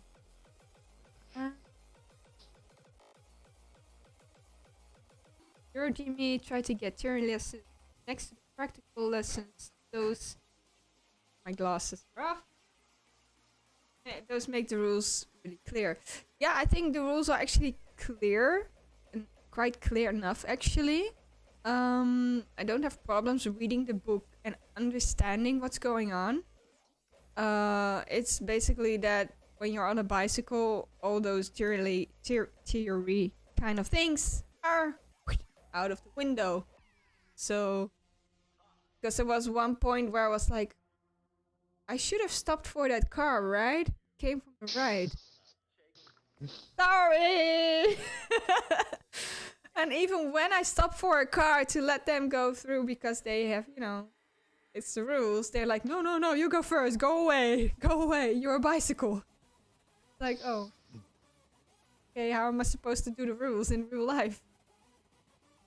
Are the Sims working again? Well, no. Yeah, I was trying to... When I was shutting down, I actually found out, like, I have one program, and in that program... Oh, for the guys who don't know, I screwed up my Sims, and I have to uninstall and reinstall my whole game and make everybody again, which is gonna What take... happened? I downloaded modifications, and one of those modifications is apparently overriding my normal hug and kiss pose. So they're standing in some kind of a weird kind of tango pose for half a minute. Well, a hug doesn't cost half a minute in The Sims, so I'm always losing a lot of time. If it would get any benefits with it, then it would be nice, you know, if hugs would go... if a hug would make your friendship go faster, but it doesn't. So something is kind of broken in my Sims. And in this case, yeah, I have to reinstall it again. And I have a lot of modifications, as in I downloaded special hair, skin textures, clothing, shoes. Basically, all the things that everybody is made out. Like, oh darn, that means I have to make everybody again. So when I closed down The Sims and was like, okay, I really just have to do this, I suddenly clicked on a, what's it called? Program that I use if I want to get rid of certain custom content. And eventually I found out, I said, show containing folder. Okay. So that means all the custom content that I have per person can be found back, and I can save those files, and I can probably remake again a little quicker. So fingers crossed I found something that worked a little quicker, but yeah. I'm not sure. Hey, Cypriot or Jimmy. Okay, so there's two main reasons I would say. One, I think the Netherlands is the coolest place in the world, and I would say it's definitely been my dream to go there. So talking to Dutch people, who I think are the coolest than people in the world, is just my favorite thing, because I like just I used to listen to the what was it? It was like some Gabber podcast that I think was on Masters of Hardcore, and just like listen to Dutch people just talk about like music and their lives, and I'm just like, all of it just sounds super cool. And like even just like learning Dutch too was always interested in me, because like I always like growing up I was supposed to learn German, but they took German out of high school the year I was supposed to go, and so I took Chinese, so I took 2 years of Mandarin Chinese, but I always knew a couple German words, and so that evolved into me being like, oh well, like I really want to learn Dutch, and I can't speak it or anything, I just know like a handful of words, but I feel like just talking with Dutch people helps me. Like it's weird because like I can't roll my R's speaking Spanish, but saying Dutch words help me like actually finally be able to do that. I also actually have probably rolling R, to be honest. I can't do the same R. So yeah, that's the only thing. Yeah, but I believe the Spanish R is more like on the front of your mouth. Yeah, and the R is the one that always hurts my throat. Pressing. If I can, but in the end I will get a lot of pain in my throat. That's the problem. Well, if you do it in the Spanish way, you don't use your throat, you use the front of your mouth, but I cannot use. What was the second reason? I would say redeeming 5 minutes to combine is the definition of a chaotic neutral person, because it definitely throws the entire show off. And I think it's just the best way to start the day, to be honest. Cool. I'm not gonna give you back Joe. I'm just gonna sit next to him because I'm still brushing my hair though, so not gone yet. But I'll let him do the talking again. Well, I would say let's go over to the next track. Let's do it. Nice talking to you. Thanks, Kevin. So the next track is going to be Sergi with Caviar.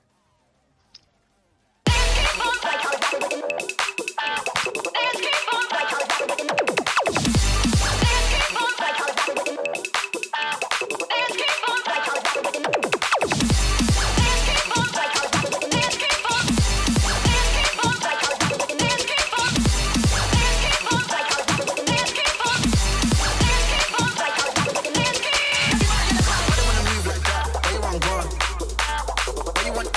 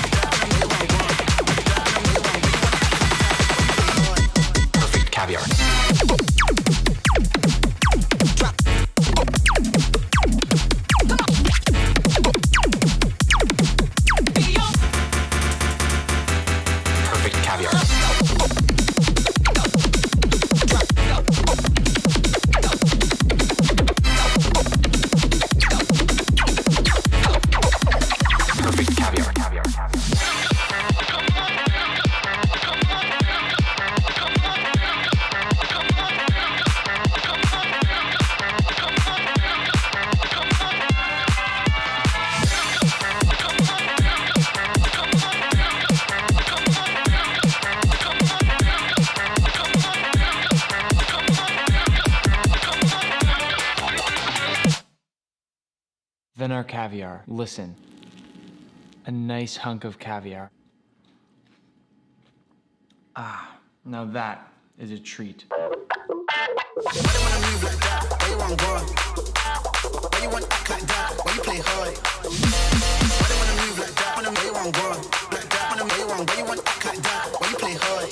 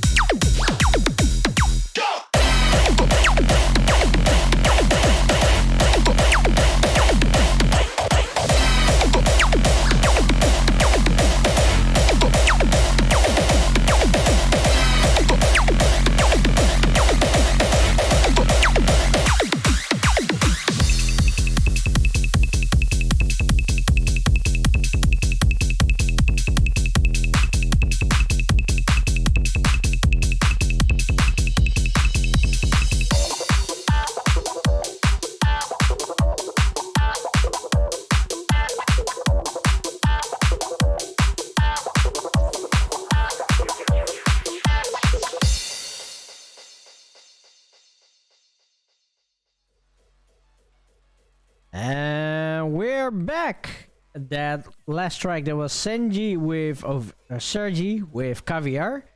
And yeah, there was an unexpected last part of the track again. It starts funky, and then suddenly you had like some harder kicks in there between. So that's yeah, really a good one. So yeah, as I mentioned this already before, yeah, we are doing the show mostly because of you, purchased this release for me. So can you tell us something about this album? Why specifically this album? So okay, so like it's funny. I'll tell everyone how exactly I get music, and I really only get music from like 3 locations, and that's YouTube, SoundCloud, and Hardtunes. So just those 3 websites is where I find everything. And so for SoundCloud, I will dedicate. I dedicate 2 weeks out of the year, or out of the month. So every other week, I will just go through about like a couple thousand tracks on SoundCloud. Then like organize them, figure out what I like, and if something sticks, I'll at the end of the month get it. And so for this album, I'm trying to go through it right now to see exactly. There was one track on here that caught my attention, and I was having trouble because it wasn't released yet, but I had heard it, and so I was like, okay, look, let me keep an eye on it. And then it finally came out, and I was like, okay, here we go. Like now I gotta pick this up. And as soon as I picked it up, I messaged you, and I was like, you gotta play this album. Like, this is just the best thing I've listened to. And which track is that? Did we already heard of it yet? I think it was the Anubasu one, but I'm trying to... Oh, yeah. That was really a good one. Oh, by the way, Koala Bedka, thank you very much for the 50-month subscription. Woo!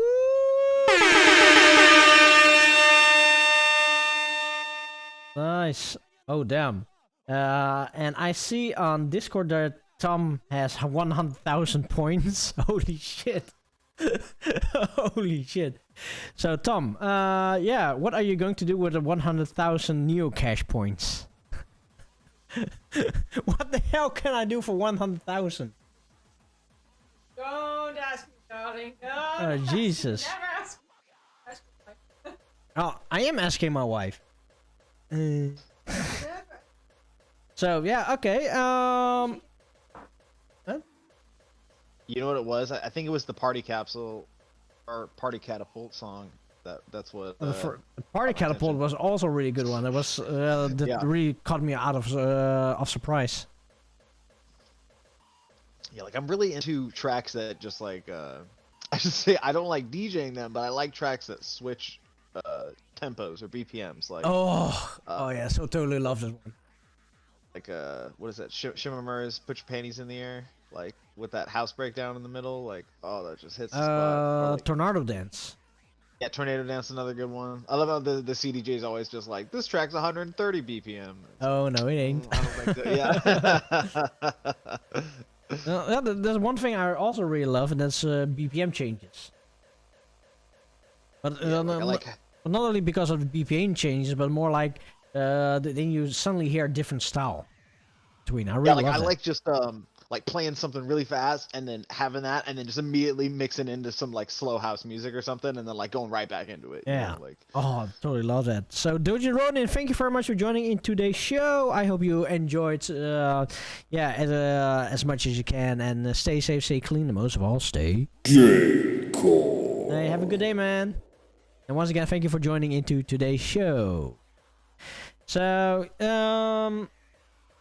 okay, when you DJ, what do you prefer to play in general? Well, what is like your favorite style? hard gabber. It's funny because like of all the genres, like everything, like gabber is probably well. Actually, okay, I would say it really depends on my mood because there are like I would say like up tempo might take the cake, but the thing about up tempo for me is like there's really only like a couple hundred songs I like, and like of those, I would say there's maybe like a handful of just like really hitting like everything I like. And I feel like with like UK hardcore, there's just like a lot of really good tracks and like some of the best music I've ever heard. Like there's just like I feel like there's just better Gabber tracks. Like Gabber just like I don't know what it is about it, but it's just my You don't know what it is about it. Okay. like it's like an acquired taste. It's like a fine wine, you know, because like it definitely aged on me and like Okay, because this is like the certain music style that it doesn't even come in your country. Like in the US, happy hardcore is usually the more known style, and the Western hardcore is like the lesser known style. So yeah, I mean, but again, like Mad Dog's playing in LA next month, and like I've seen Anger Fist I don't know how many times, and like I'm trying to think of what other Gabbard I've seen, but but it's definitely like I would say happy hardcore or UK hardcore is definitely bigger, but like there is still big scenes, just not like around here. I've still seen like pretty big like gone to shows with like a couple hundred people, just like one Gabber artist, you know. Okay. And I would say it's also too like very localized, where like a lot of the Gabbardies are just like local DJs that I know. So it's like I know if I could like go to like Seattle or go to California, even like San Francisco or LA, I know who the Gabber DJs there are. Okay. And what's your thought about like Little Texas? Because he's like Love him. Hung out with him a couple times. We saw him right before the pandemic, and then we actually saw him the week in before everything shut down in February in LA at Hardcore Heaven when we saw Huckabee, Scar, Hixie, Al Storm was supposed to play, but he didn't play. Max Wolf played, Fracas and Darwin. okay. No, because I remember like I've seen an article somewhere in the Dutch hardcore scene that what's it called? A booking agency called Most Wanted. That is like the biggest agency for hardcore artists, and they and suddenly Little Texas wasn't there. Out of the blue, nobody here in the Netherlands ever heard of Little Texas. It's like everybody was asking, who the hell was that? So he used to play dubstep and then started producing just like the most brutal up tempo, and like really I would say he's like I don't know if you've seen it, but he released a bunch of promo videos that are like he's like a Texas used car salesman like selling his new mix, and it is just like I'll post them on it, but they're so funny. Yeah, I've seen those videos, but it's more like getting on Most Wanted is like the creme de la creme for here in Europe. Is like if you are on the Most Wanted booking list, you are definitely a A-list artist. But like us Europeans, we never heard of Little Texas, and suddenly he was there. He skipped like he skipped like all the other semi bigger agency. He really did. He just came in straight into Most Wanted. It's like, who the fuck is he? I mean, but here, the funny thing about it is, like, I would say that he's probably the biggest hardcore DJ in America right now. Like, because I mean, he's playing like I bet. and he's touring. Yeah, like he's going everywhere. And I mean, honestly, he's a great producer, great guy. Like, I get down with like, I fully support him 100% of the way. Like, Like, oh, here's the best part about his sets too, is that he does the tempo changes where he'll start off and just play like raw style, hard style 150, and then slowly, you know, the Neodash special, start playing 180 gabber, and then just go right into the pipe kicks at like 220, 200, you know, and it's like, and he's just dancing around the whole time, like it's a good time. Yeah, I must confess, he does have a good gimmick. Oh, it's the best. It's my favorite. So it's so good. It works. Oh yeah, it's perfect. No, but at this moment, he is the only US hardcore DJ that is pretty well known. Unless you also, I don't know how popular Lenny D still is. I mean, I definitely, I know Gabber, so of course I know Lenny D. What's funny is I was supposed to see him a bunch of times, like, and Rob G. I've never seen both of them, but like, I keep like buying tickets, and then like something happens where they get canceled. But I feel like Lenny D is like a godfather of hardcore here. But he's in New York, so he's on the West Coast or East Coast, excuse me. Oh, I'm the banana. Who's Lenny D? Well, Lenny D is actually like I wouldn't say like a level of Paul Elstock, but he is definitely one of those people that are the foundation of the hardcore that we know. Kind of like the neophyte of the U.S. No, he's definitely not the neophyte of the U.S. I guess maybe not. Maybe that's a little too. Yeah, like if you ask people here, they probably won't know who he is. But if you ask like hardcore people, almost everyone's gonna know Lenny D. Okay, let's say if Paul Elstock is the Godfather, then Lenny D would be one of his capos. So it's like hardcore wouldn't exist without Lenny D, as we know. Okay. How can we say something like that? Lenny D is also the founder of the Detroit hardcore, because he comes from Detroit. He was basically one of the first like hardcore people throwing raves, like producing hardcore in America in like the early '90s, if I remember correctly. Yeah, and he's even earlier than Rob G. Kind of like Omar Santana, if you know him. Omar Santana is also a good one. But I wouldn't say that Omar Santana was like one of the foundations of hardcore. I guess you're right. He's not really, but he's very popular in the '90s. Like when I think of '90s hardcore, Omar Santana is really popular, yeah, definitely. Yeah. But it's not on the level like Paul Elstock or Neophyte no, you're right. Or Lenny D. Lenny D is a true legend. Yeah, Kandicore, Greenheart, I know him. I met him in LA a couple years ago. And Rob G is also one of the foundations, and especially because of the music style that he made with Rob G and Anadas. It's mostly rock oriented or metal oriented hardcore, and that is something that actually he made popular, because we definitely had some metal oriented hardcore back then. But with Rob G and his eccentric vocals in there, that was like, that was like a perfect match. Yeah, like the only other time I've seen that is when I've seen Infected Mushroom, and they had like a rock band playing with like psytrance, like a psytrance DJ, and it was interesting. It was just a very interesting mix of music. Yeah. But I really do enjoy that Rob G metal vibe, where he's like, I feel like he's like fusing those two genres, kind of like with hip hop and metal, but it's just like true. That gabber sound plus like bang and metal. Yeah, I have seen Rob G play only once in my life, and that was during somewhere in Thunderdome, 2006, I think. Thunderdome 2006 or 2007. I saw Rob G for the first time play. Okay, here's the thing with Rob G. He is an absolute legend, but he cannot play. His DJing skills is like, okay. That was his DJing skills, but even though that his mixing skills was definitely not on point and was like, is more like a train wreck, he was definitely one of my favorite artists back then. Also, of one of the favorite shows that I have seen during Thunderdome. Because the only reason why I really loved Rob G is because of his performance. He doesn't give a shit if he makes mistakes or not, but he was there in the flow. He was singing along with all his tracks and making he's like a real showman. And I see people around me like say, well, what the hell is Rob G? Is shit.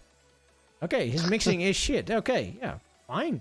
But his performance is like, I think that was my only memory from that Thunderdome. It's actually Rob G. That I was really enjoying myself. So yeah, Superior Jimmy, the blessing is not rigged. You're just not lucky. Let's see. Oh,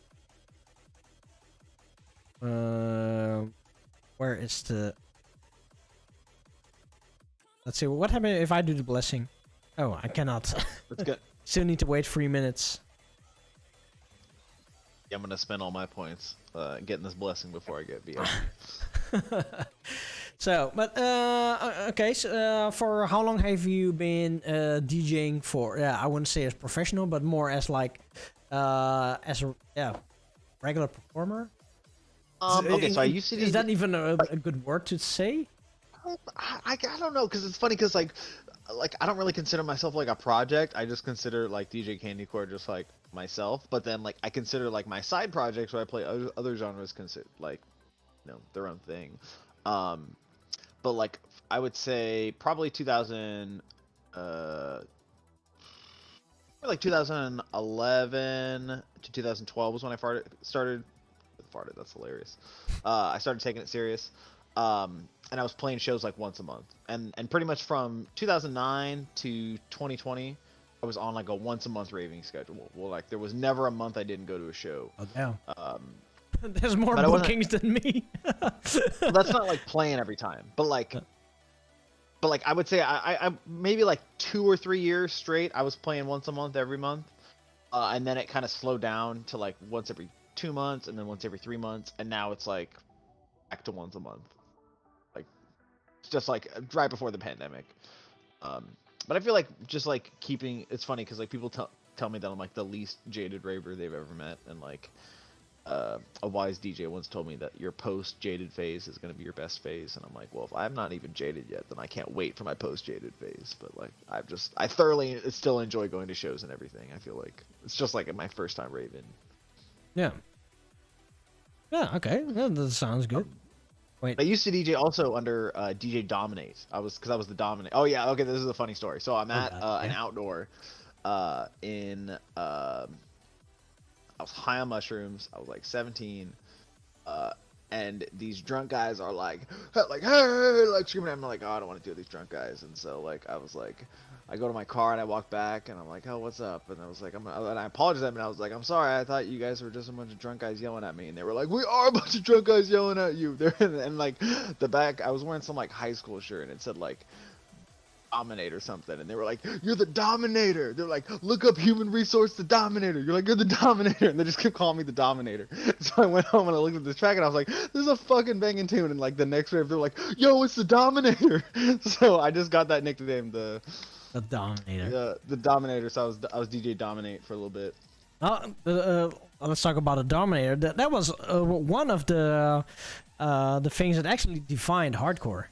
Oh, it's so I have some of my favorite records. I have the original Human Resource. The Joke and Dominator. It's a if anyone doesn't know that song, you have to know that song. It's so good. Oh, actually, it's also in the Poker Face.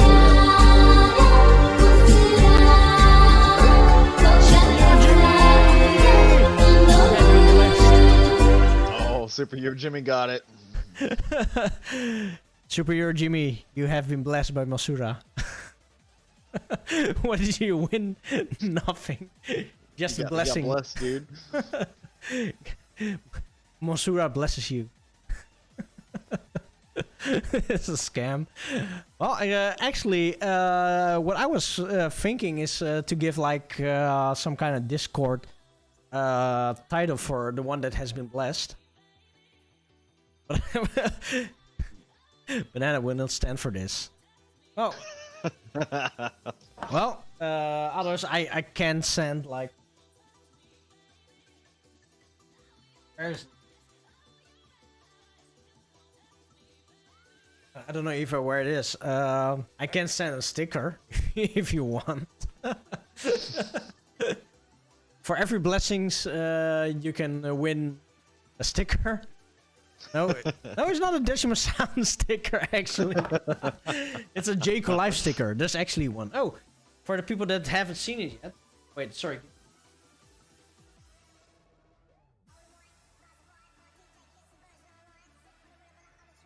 I don't even know where the box is. Oh.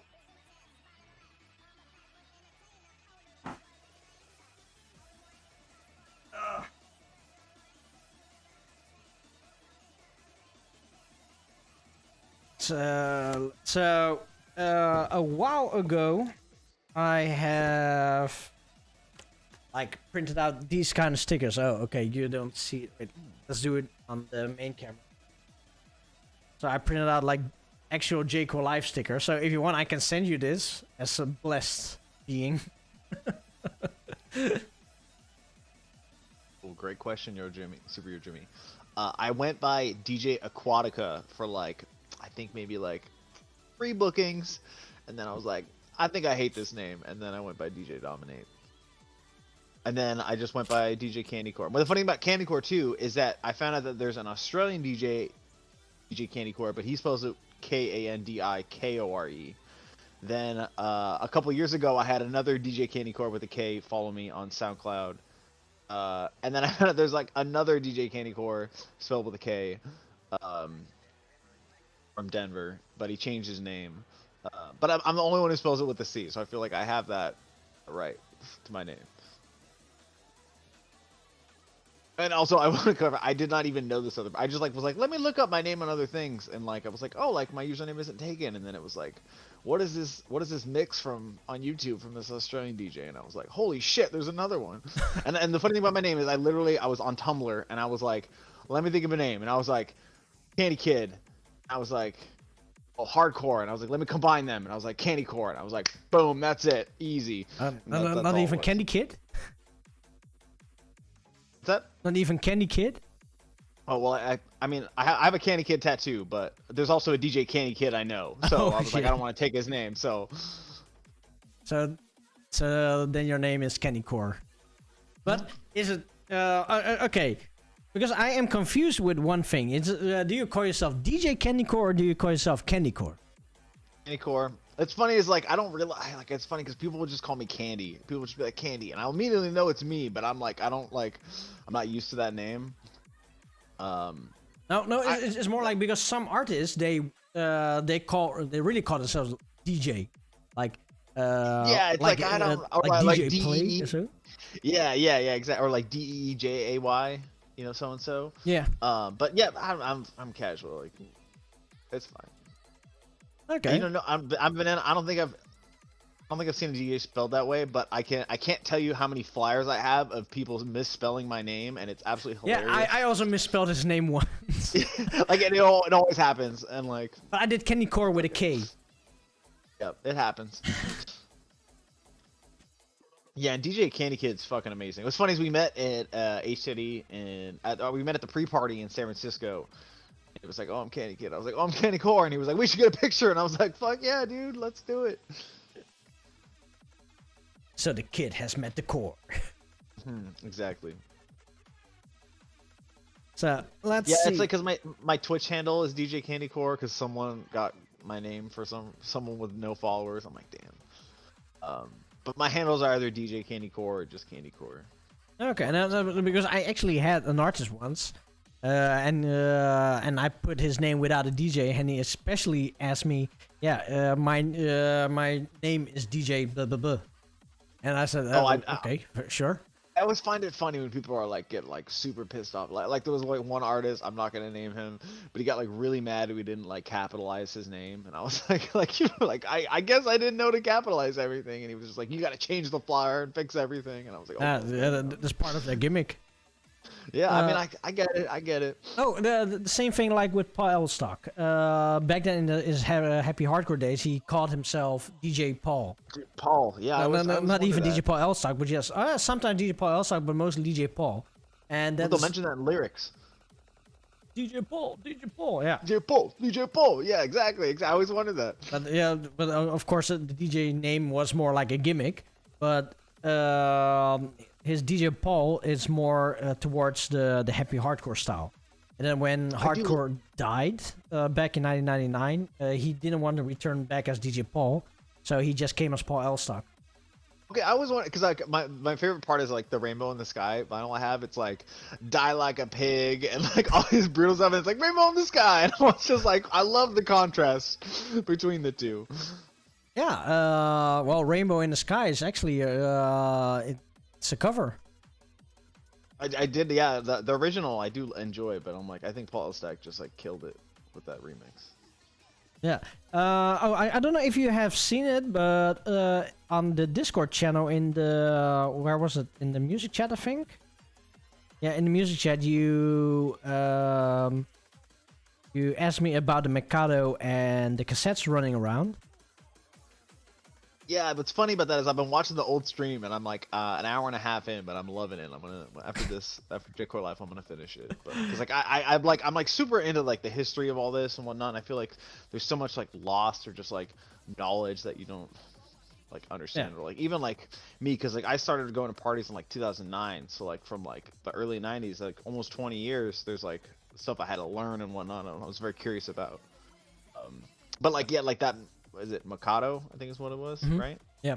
Yeah, like I didn't even know what it was, and I was like, "What is like this is crazy? Like, why haven't I ever heard of this before?" Mikado was one of the biggest Dutch labels that actually sold a lot of hardcore music. But yeah, the thing is, they did sold a lot of music, but they came out with like 1 or 2 cassettes or CDs every month. Then is maybe hardcore Till I Die, or Hardcore Is My Life, or Hardcore Is This, or Hardcore Is That, Hardcore for Kids, Gabber Kids. Gabber Pete. There's like so many things that they sent out, and not only you had Mikado, but back then you also had another label called Arcade, where IDT also did their releases on. But Arcade also has Hellbound, what is it called? Happy Hardcore, I think, as well. So the whole music style was just oversaturated. Yeah, when you oversaturate it, it starts losing. That's what I feel like, kind of like what happened here, where like there was a point in like 2011, 2012 where like people would just be like date stomping people, like throwing multiple shows on the same weekend, and then both would just fail because like people would go to one or the other, and then none of them would sell out.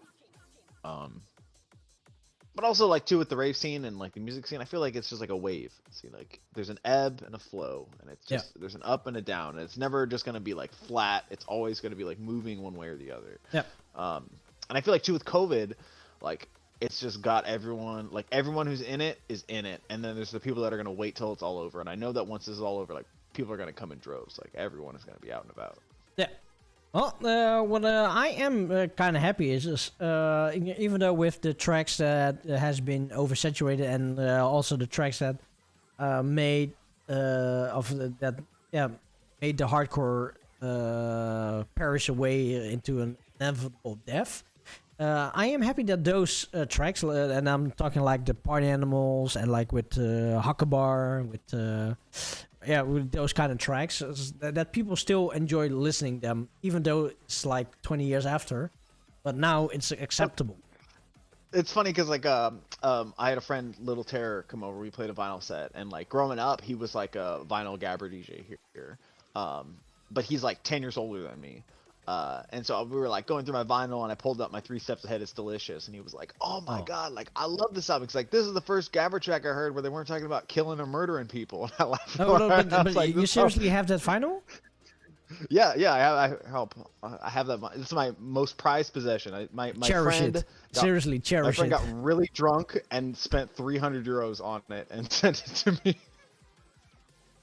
Well, okay, I wouldn't say that it's delicious. It's the best track that he has, but it's definitely worth the money. Oh yeah, that and Drop It are just classics. That if you have Drop It is like the that's the A-list.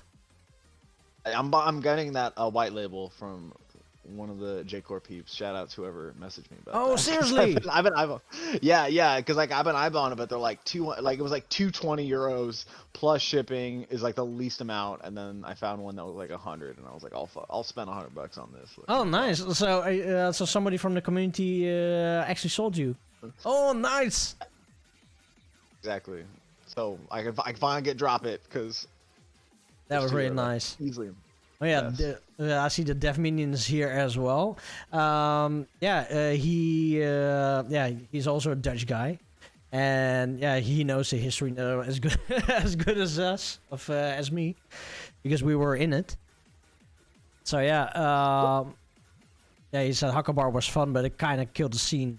Yeah, it was a start. It was a start. I don't think I know what Hakobar is.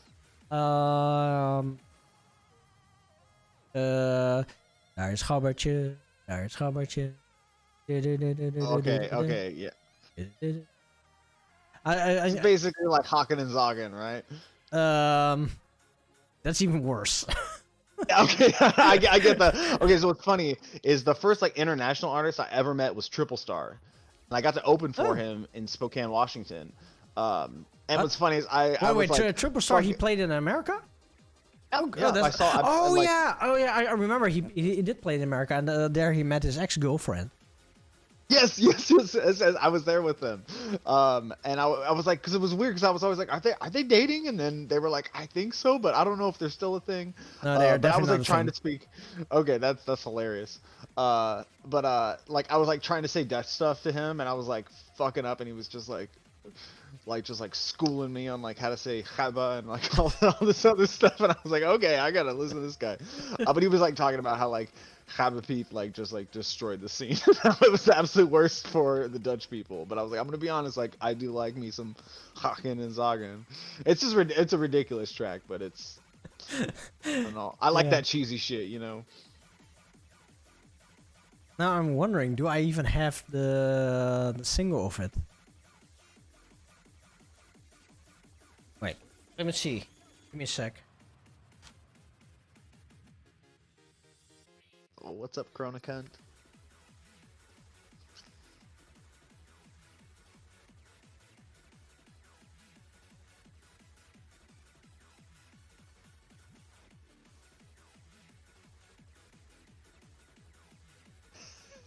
So what did Joe get the was getting the gabber?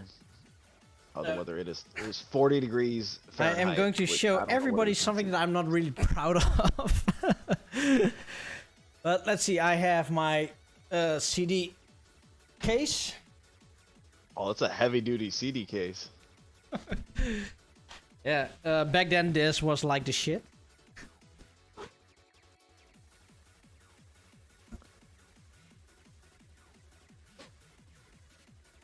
That was definitely getting you all the J-Core life ladies back in the day. I'm going to put this on the second camera. So yeah, first we have like the regular CDs over here. Oh, Britney Spears. Oh yeah. Yeah. Yeah, this was the Jennifer Lopez CD that I was actually talking about. Yeah, shout outs to everyone having a CD binder. I have like 3, I think, still just full jam packed of CDs. Let's see. Then I had my. Okay, there we go. So yeah, I am also part of the killing. But see, I think that is like so cool because like growing up, like, okay, so what's funny about me is that like growing up, I had 2 favorite CDs, and one was Baha Men's Who Let the Dogs Out and Eiffel 65 Zero Pop, and like I listened to both of those albums like so much as a child, and like I feel like those really influenced me. But like I didn't like know of like EDM or like hard dance or like rave music.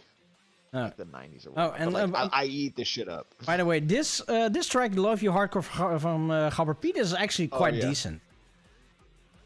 But it was probably after all the backlash that he got. And actually, this artist was the most hated person within the hardcore culture. Really, the most hated one. Yeah. Like, I think it's funny. But also, for me, these guys are definitely one of the the biggest hardcore stars. Oh, I fucking love even though that they are not really that popular within the hardcore scene, they were more towards more the pop style. But they are definitely for me one of the. They make the founders. cheesiest tunes, like Star Splash, Wonderful Days. Like, oh my goodness, Free. Let's see. Oh, yeah, I got both of them. Oh yeah, Marshall Masters. Oh yeah. These, that's a great album. These are definitely my most favorite Paul Elstak albums. See, like the first album, I think I listened to like Rage, I think, or what's that Gabber one he released after that one?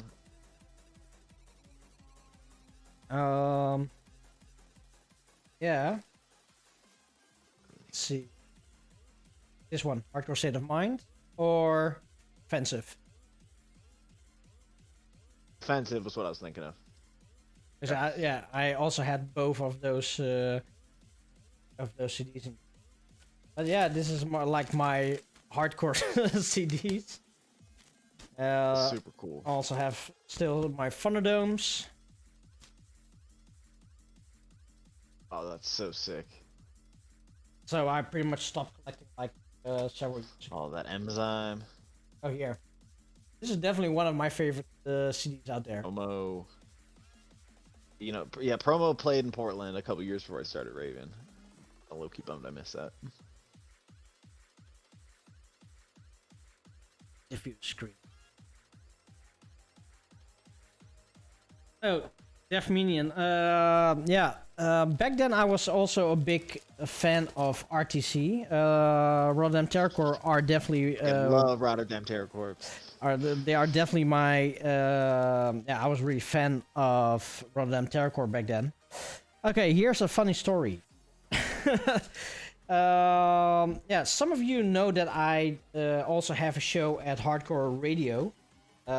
It has been postponed in the last 2 years due to COVID and just not be able to go into the studio that often anymore. But I have been doing shows for Hardcore Radio since 2010. And I started with DJ Blake. He invited me to the studio. And before the show started, we had like a quick dinner. And then suddenly the boss came in. So the funny thing is, the boss that came in, he was also the boss of Rage. And Rage is like the biggest hardcore warehouse for hardcore stuff. And the boss, he is the frontman of Rotterdam Terrorcore.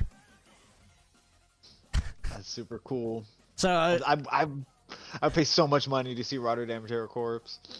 Oh, I come to the Netherlands and I'll bring it to him.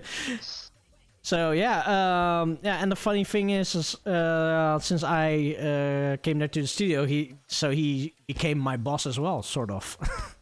So cool. Okay, I don't get paid for that stuff, but I am able to. I actually this key is actually the key to his studio. So. So I am able to go there. Let's see, what time is it? Oh, it's already quite late. Let's go over to the next track. So the next track is going to be Nishikawa with Pink Typhoon.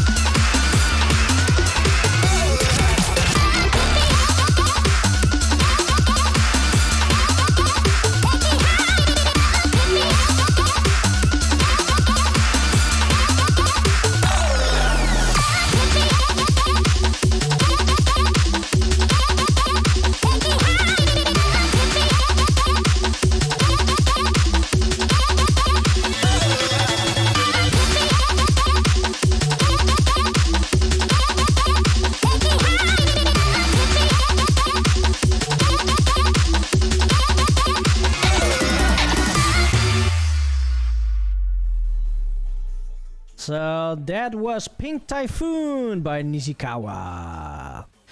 Well,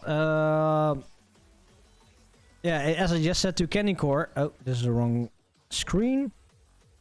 As I said to Kandicore, this whole release is amazing. It's a track full with different kind of music styles, and it is definitely in my street. So really, for so far, thank you very much for gifting me this album.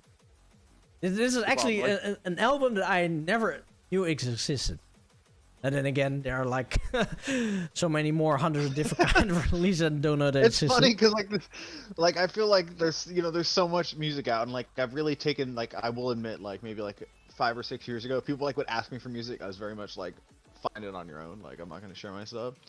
But since being on Twitch, I've taken this approach where if anyone asks me for a track, like even if I like unless like an artist told me not to tell everyone, like I will just give you the track or like tell you what it is, so at least you can grab it. And like, this was one of those moments where I was just like, everyone has to listen to this album, especially because people aren't even gonna know about this, and then they listen to this and be like, oh my god, like you know, one of my mentors once said, he's like I would rather play for a small crowd and have than a big crowd, and have someone come up to me after the small crowd and be like you changed my whole life, like what is this music, like I love this music, I've never heard it before. And he was like, that's what I live for. And I was like, he's right. Like I would, yeah, like, definitely.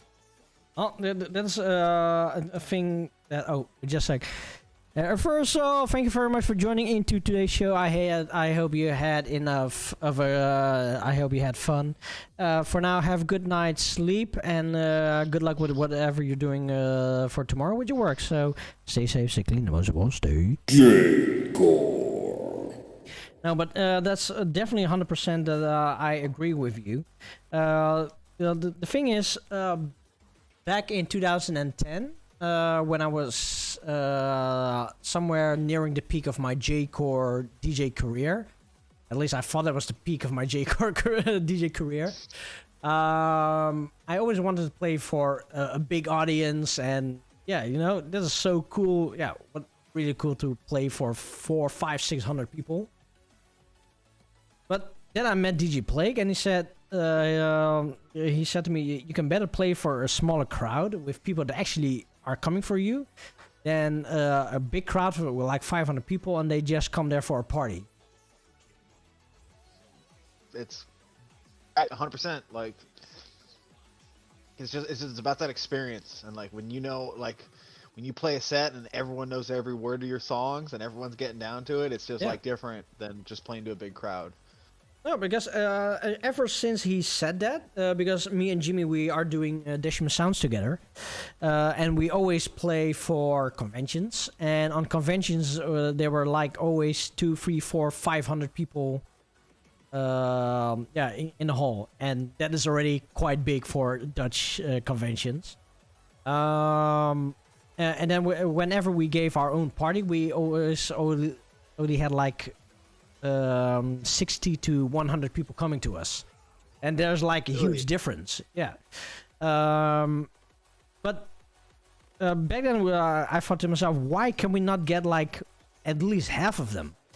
And then suddenly I remember Plague's words, and he said, yeah, from what he said, and then actually those 100 people that come to the party actually come for us, and not just because it's a party. Even kijken. What was the word for that? Moeite. Shit. What was the word?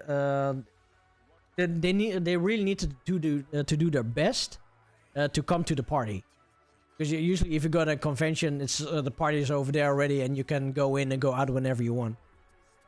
But suddenly my whole mindset changed and said, oh wow, okay, for these 80 people, they are actually coming for us, so we are giving these 80 people a good time. Oh, the effort. Yeah, absolutely. Yeah, they put in the effort to go see you. Yeah, so and suddenly all my party vibes with Decimal Sounds were like, okay, I'm playing for these people. And it's the same for me whenever I go DJ. Usually I play for a crowd, but there's always like one or two that actually come to me after the show. They don't even know me and say, "Yeah, this is an awesome set and this and yeah, where can we find you?" And you know, actually, those kind of people they mean more to me than the people that only come to see the DJ who's playing there and then just go elsewhere. I can tell you every interaction. Like, I remember the people that I've had those interactions with over the crowd, and I can tell you that it's always like more memorable to just like have these people experience your music and like, which have like, and especially like here, because they have like no concept of like hard dance or like any. They're just used to hearing like that pop top 40s big room house bullshit, and then they hear this and they're just like, oh my god, like my life has changed, you know? Yeah, it's just great. Like, okay, by the way, one of those memories, okay, I played in Helsinki a few months ago in October in Finland. Okay, I didn't know a lot of people over there, only the people from the community. To those that went to the party, I've seen them all. I stepped to them and have a chat with them a little bit. But I had also two different kind of people there that are not from the community. We don't even know each other, and they just came up to me and say, "Damn, your set is really awesome, and that really made I really had a good time, and yeah, your set was one of the best." And then on that moment, I say, "Oh wow, okay." So for me, those people are, yeah. I don't want to be a little selfish for this, but for me, those people are more important to me. It's not selfish. That's like keeping it real. Like, they're the core of the community. Like, they're the reason why you do what you do. Yeah. And like it's. I feel like it's like my job. Like, I always joke that like I'm a rave Sherpa because I'm always like guiding people to the rave or like music, and I feel like it's like I should be my duty to show these people this music because there's just like so much good stuff, and like, and also too, like, it's funny because like I feel like I can like with this community, like I've never met you in person, but like we could go hang out and like immediately like do a bunch of stuff and act like we've been friends forever. And I feel like when you go to other communities, it's like may not be like that, but like with like the hardcore community, it's very much just like we are all in the same boat. We're very much alike, and like it's like a big family. Mint, you say the magic of peep kicks. Well, no, but actually, I do agree with you with what you just said, because the people from the community, the JCL of NDX JCL community, I have spoken to all of them, and I just hang out with them a little bit as much as I can and as much as they can, but for some reason, I could easily had a conversation with them and just learn a little bit about them. And okay, no, for me this is also something new because I never had a community where people actually know me. Because, yeah, frankly, people they see me here on the show and they check the show every now and then, and I don't know their faces. So when I come to a party and they send me a message, or they come to me, "Hey, Neodash, I'm this and this," and then I suddenly have a face behind a name, and on that moment I just switch over and just converse with them like how I converse with them in a chat. So yeah, it's just natural. Yeah, it comes natural, yeah. So yeah, but it's so amazing to see, like yeah, like I said, with a community. Back then in the past, I didn't know anybody. And let's say if I would go to the US, yeah, then I already know you. I know Remnants. Yeah, there's already two people I know. You know, Oren lives in the US, I think, right? Sorry? Oren lives in the US? Yeah, Oren as well. He lives more in the New York part, indeed. If I would go to Canada, I also would know a few more. Canada's pretty cool. So yeah. Oh, Banana, also for you as well. Yeah, I hope you enjoyed today's show. Thank you very much for joining here us today. Have a good night's sleep. Stay safe, stay clean, and most of all, stay J-Core. DJ Core. I'm a banana. Resettager, Neo. Now that C19 things are getting better here, party when? Well, parties cost money. And money is something that I don't really have that much. But there will be an NDX JCL party somewhere in the future. Definitely, there will be one. Only when that is... the biggest problem with this is we don't know when this is going to be over. When Superior Jimmy and me wanted to do some Decimal Sounds back in 2020, I think it was 2020. We had to postpone that, and that was actually our first Decimal Sounds that we should do. And then we postponed our date up until today, and we're still postponed it without a date. So, since there will be more international artists coming, international visitors coming to the party, I wanted everybody have like a safe passage and an easy passage to the party. So, it's a difficult thing for so far. But coming back to the DJing thing, I must confess that I just said that back in 2010 that was like my J-core height or my J-core peak. But apparently that's not my J-core peak. Apparently I'm living in one now. So yeah. Are you ready for the next artist? Strategy. Postpone 2 editions of Camp Zone couldn't meet power to all. Oh yeah. Postponed it 2 times. So DEFCON for me. Jesus. So let's see. Should we go over to the next track? Because we still have 3 more to go. So the next track is going to be Freezer with Vamp Alert.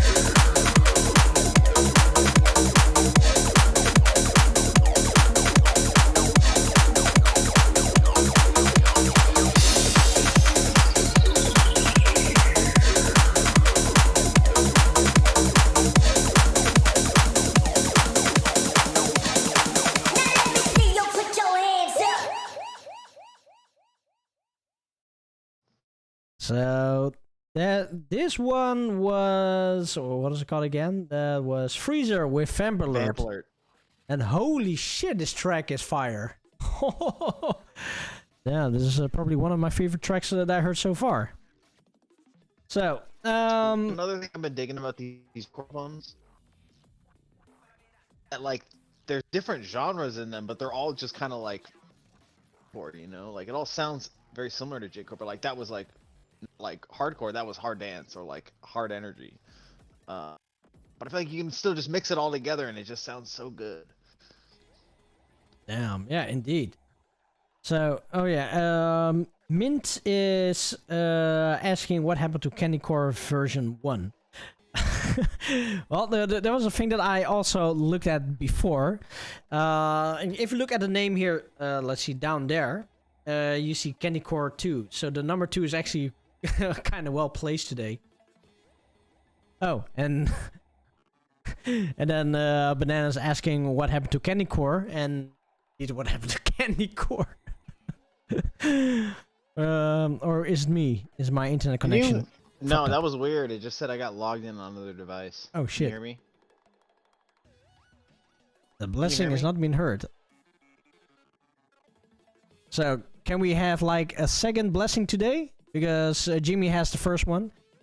Hey Jimmy Cricket! Welcome Jacob Live, one only. Jacob. Talk show, yeah, on Twitch. Welcome. So, Kandicore, you still here? No? Yes? No? No more Kandicore? Something happening? It was really weird. It's alive! Alive! There we go. Can you hear me? Yes, I can hear you. Can you hear me? Okay, sweet. It said I got logged in on another device. That was so weird. So somebody hacked your device? I think so, or my Discord. So let's see, we still have 2 more tracks to go. So yeah, if anybody here on the show have a question for Kandicore, yeah, please put them in the chat and then we can ask him some questions. And yeah, we still have around 20 minutes, so come with the questions if you want to ask him something. So Kandicore, since the whole online thing started, yeah, how is your DJ career? Is it like had a bigger spark to it? You get more bookings, or? Yeah, like it's funny because I would say Twitch has probably been like the thing for me. Like I think in the last like maybe like 8 years I got like 3,000 plays between like YouTube and SoundCloud. In like just 1 year I got like 11,000 plays on Twitch. So it's just like yeah, like tremendously. But I would say really I like I gotta give shout outs to like Spyro. Like Spyro was a big influence on me where I was just like ask questions. Like he just like helped me learn how to market and whatnot, because I realized I was like getting good at promoting yourself is like a lot of it, and just like also too like playing every week on Twitch or multiple times a day even on Twitch like just gets you really good at DJing. I feel like I'm such I'm listening to my own mixes, I'm just like, oh god, like it's so bad. Like but now I feel like, oh, like I can just like I can mix vinyl that I've never touched and just like play it no problem, and everything is just like coming naturally. So like every time you touch you get this feeling? You know it like it's just like everything has just been on the up and up. Like we've been throwing streams on, like that's how I would have never known about you if we hadn't thrown our party like last year. And I feel like just like I've gotten to see all these artists that I've never seen on Twitch. And then also I get to play for all these artists. Like I think it's one of the coolest things when like an artist shows up in your room and you get to play them their own tracks. Like that is just like that's like a dream come true for me. I think that is just the coolest thing in the world. Well, that was actually the same for me with you. I don't know how it happened. I think somebody from the community he suggested to go to either to Shadow M or PDX or either to you. I don't know what it was, But I know for sure that I started to learn about you since I got invited by David, by Remnant. David said he found you randomly just on Twitch, and then he was like, "You got to get this guy Neodash," and we're like, "All right, let's do it." So yeah, now we're here a few years after.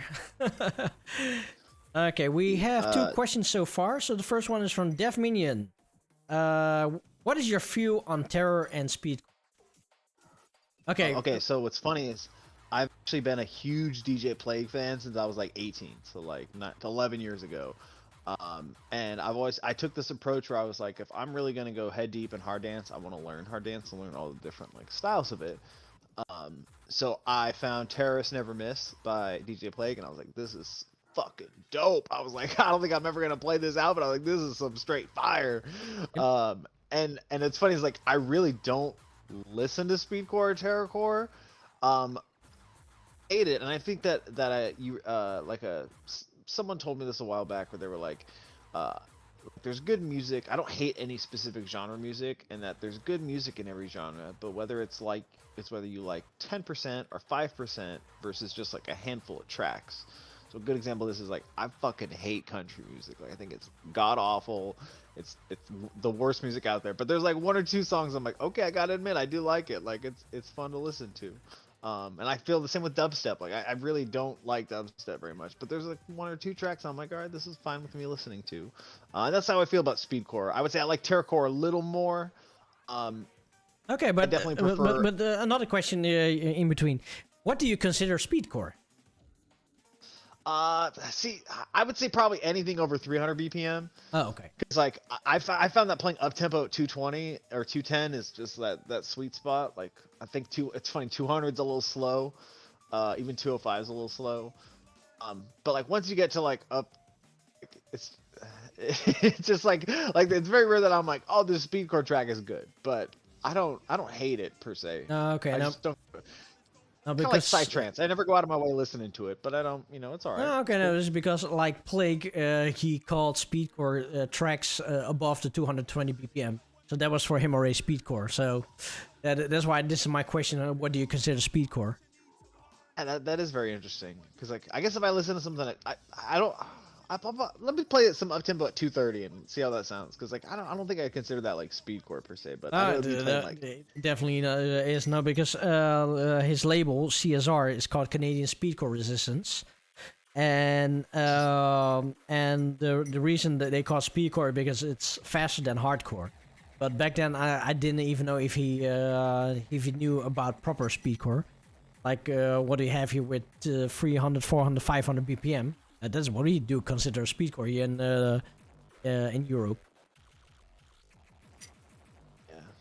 So let's DJ Greenheart. Next, DJ Greenheart. When will be coming on live again? This Wednesday, I play 7 to 9 p.m. Pacific time, and then I play every other Wednesday. On Wednesday through therapy from either 5 to 6 or 6 to 7. So I'm on like 2 different raid trains on the same day.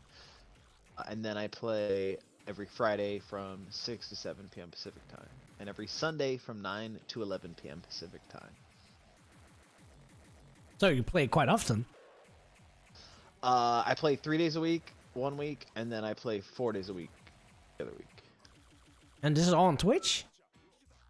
And then there's always some times that I'm asleep or at work. I know, I play like, that's why I was like, I try to do these morning shows because I realized like I check my analytics and I'm like 25% of my crowd is European. So like if I play late at night, like I'm not getting, like that. Oh, okay, but is it because you're part of the Rave style crew, or it doesn't really matter that much? Not at all. Shout outs to Shorty K. Like I fucking love her. She was like, I started watching her when she had just like 500 followers, and now she's got like 5,500 followers or something crazy. And like, honestly, like I was not expecting to get added to a team, but it was definitely a goal I've had, and so she asked me, I was like, this is great. And really all it is just like, I just like occasionally if I don't have someone to raid to, I'll just raid into a teammate. And usually it's been like some artist that I've never met, and it's always been like really good music. And we're very laid back. Like it's not any like no like obligations I've had or anything, and it's just like a community vibe, kind of like J-Core life. Okay. Well, it's still my goal to become a partner so I can make my own team. Yeah, let me know because I got to be a part of that. Yeah, well, I'm definitely going to invite more, but yeah, trying to get 75 constant viewers is pretty hard. I mean, you had a lot during the show that last weekend. Yeah, but it needs to be consistent. Like, That's true. You need to stream 27 hours in 1 month on an average of 75 people. And it needs to be like every show needs to be around 75. A lot. So yeah, that's something that's not going to happen in a short time. But it is a long time goal of mine. So yeah, let's see. Resettertje, peep kicks, yes or no, and why? I would say, yeah. I'm definitely like. Here's the thing about it is that like with up tempo, like I'm so picky. I listen to so much shitty up tempo that I'm like, this is fucking awful. But then I listen to the good stuff and I'm like, oh my goodness, like this is the best thing I've ever listened to. So I would say, yeah, definitely. There's really bad pipe kicks, but there's also very pipey pipe kicks that really pipe it up, you know. Oh, okay, yeah. It's funny that you call it pipe kicks. But it's actually that the whole world actually sees the word pipe kicks. But normally we Dutch call it peep. Yeah, I just call it the pipe kicks. Pipe kicks. But that just might be my American. No, it doesn't matter. But it's more like I never actually realized that we all call it peep kicks, but everybody outside of the Netherlands or Belgium, they call it different. Like, what? Yeah. Pipe. So you were talking about pipe kicks before. I said, what the hell is a pipe kick? Is it like Russian hard bass? No,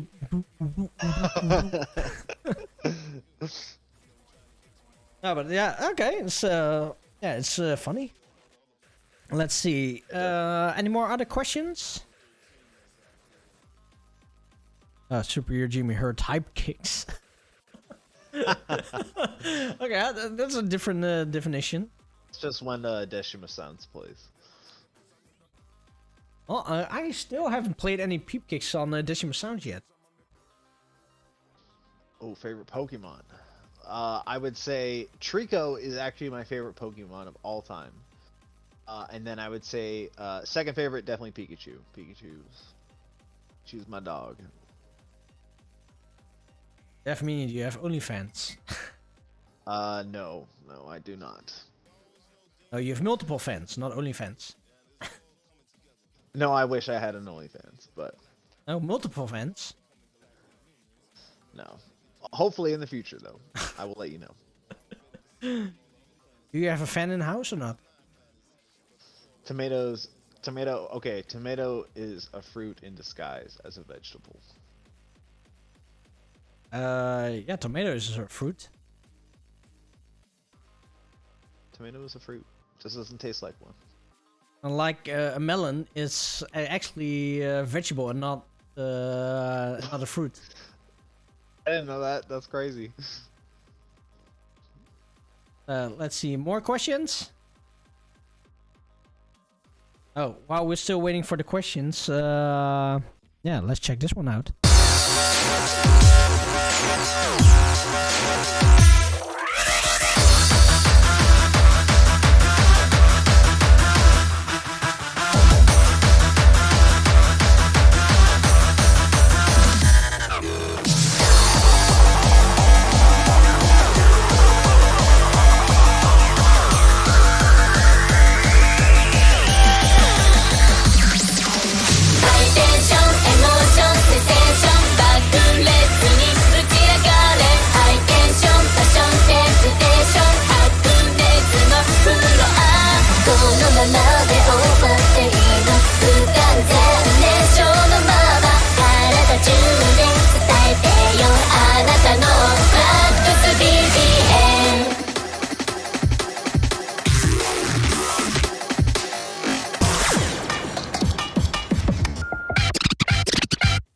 So yeah, the end of February we are having the Neodash Zerox High Tension B-Day Bash. And yeah, Kandicore will also be featured in there. So, do you have any idea what you're going to play, or is still? I'm gonna. Yeah, I'll give you a little surprise. I'm getting a costume for it. Oh shit! And it's gonna be. I'm gonna do a Neodash special where I'm gonna start off with some.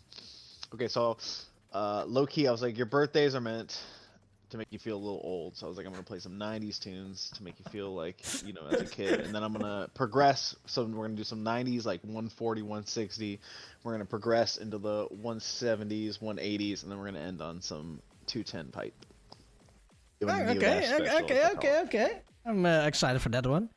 Well, the thing is, what I told to all my artists is just play whatever the hell you want. Because usually when people play a certain style, they play because people expect them to play that kind of music. But I especially tell them to just do whatever you want. If you want to play like house music and you're a hardcore DJ, just play house.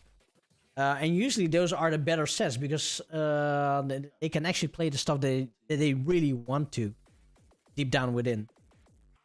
And you also have some artists out there that also do something different. I have seen, or at least Superior Jimmy, he already sent his set. So I quickly skipped in between just to check if it works. And yeah, I was surprised. It's gonna be fun. That's good. So let's see. Superior Jimmy say, if you were a paprika or bell pepper, which color would you be?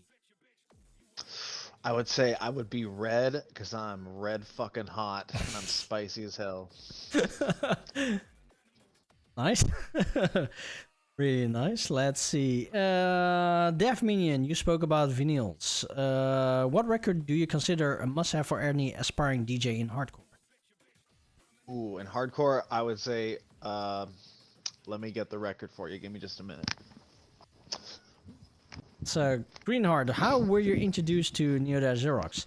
Well, he was actually introduced to me, we just mentioned this before, because of Shattered Emerald PDX by Remnant. He apparently found me with coincidence. He found the Jaco Life channel. And then he sent me over to him actually. So this Rainbow in the Sky. Rainbow in the Sky by Paul Elstack. It's got the DJ Force mix. Not going here. Also Paul's Nightmare. Then the Extended Blast. Oh man, that was in good shape, good condition. I got this from the Netherlands a couple months back. Oh, from damn. Midtown Records. I think that these two, you and Kim and Paul and his girlfriend, are the Dutch power couples of the Netherlands. Right. Whenever I look at these two, I always think about you two. A little secret, that was not his girlfriend. Yeah.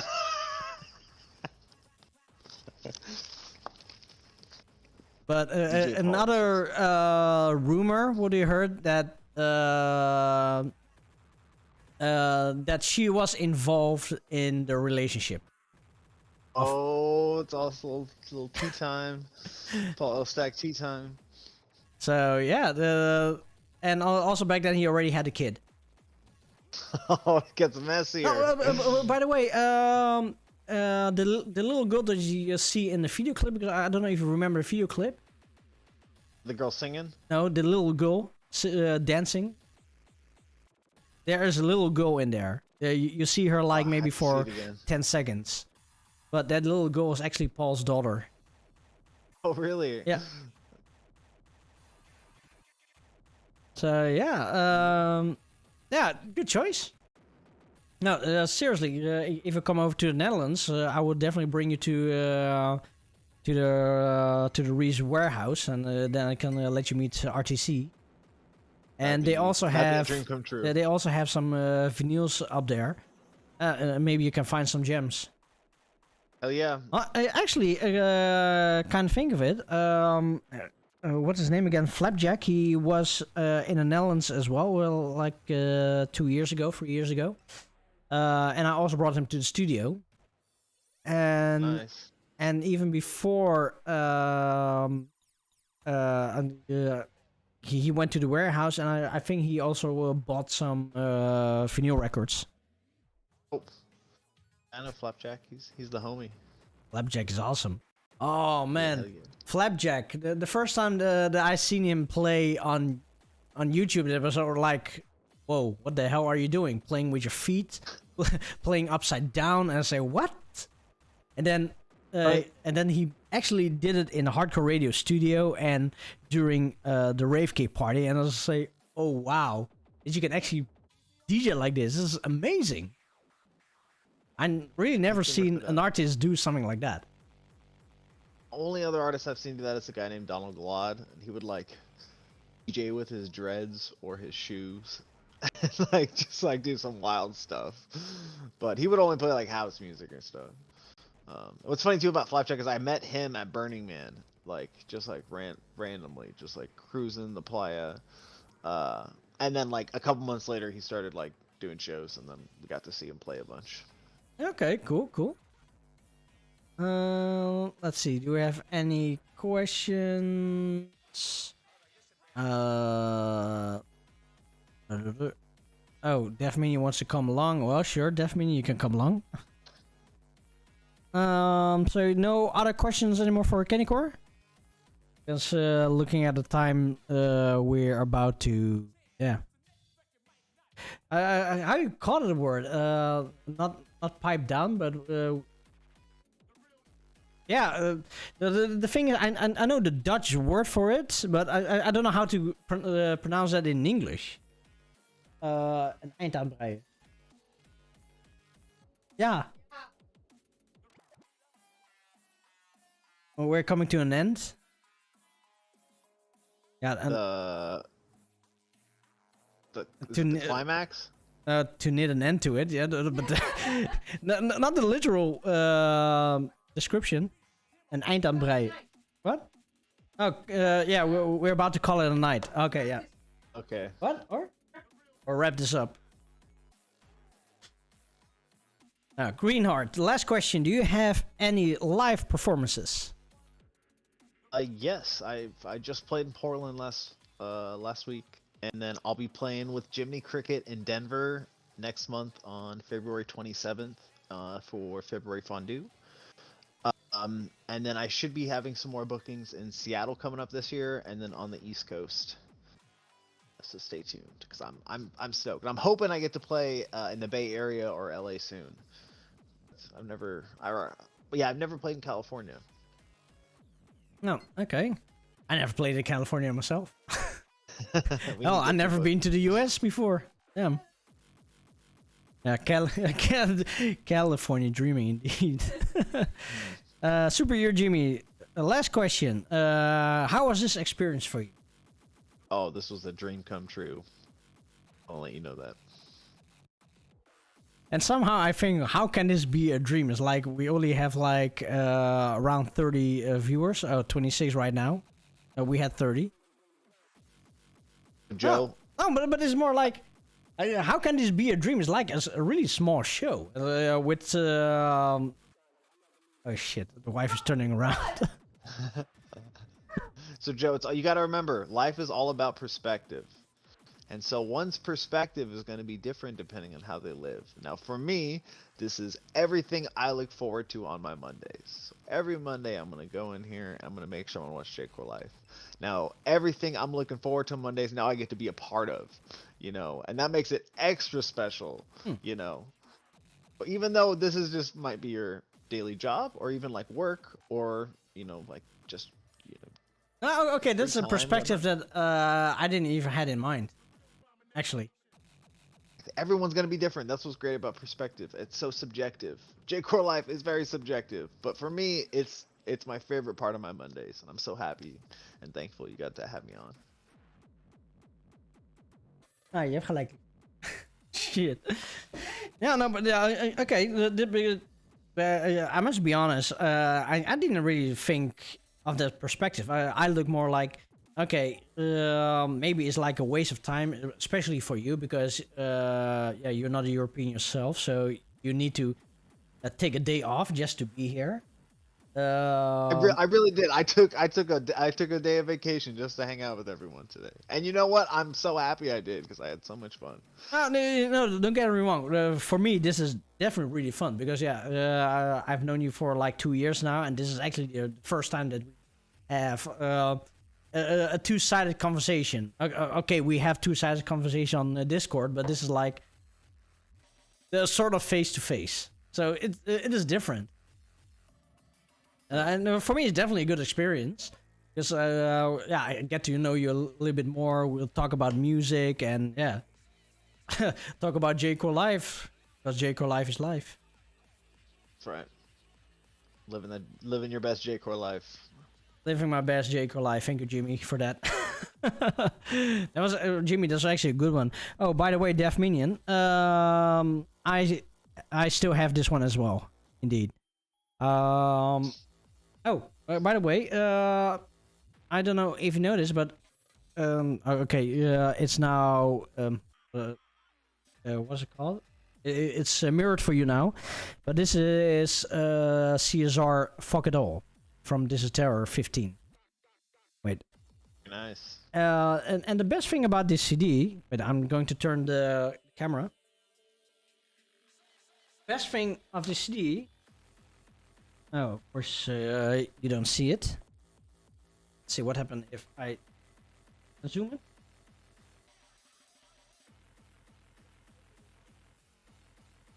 It's not working properly, but there you go. So this CD means a lot to me because I think you can see it sort of. And now we can. Or still. It's still blurred. It means a lot to me because I am featured on this CD with my own J-Core mini mix. It's pretty cool. So yeah, I think this is one of the biggest achievements what I have done back in 2011. Together with 2 other J-Core mixes that came out on Japanese labels. Yeah, and that was a huge achievement for me. So let's see. Do we have some more questions? Def Minion, when we meet up sometime, I'm gonna bring my copy and have you sign it. Have me sing it. Oh, cool.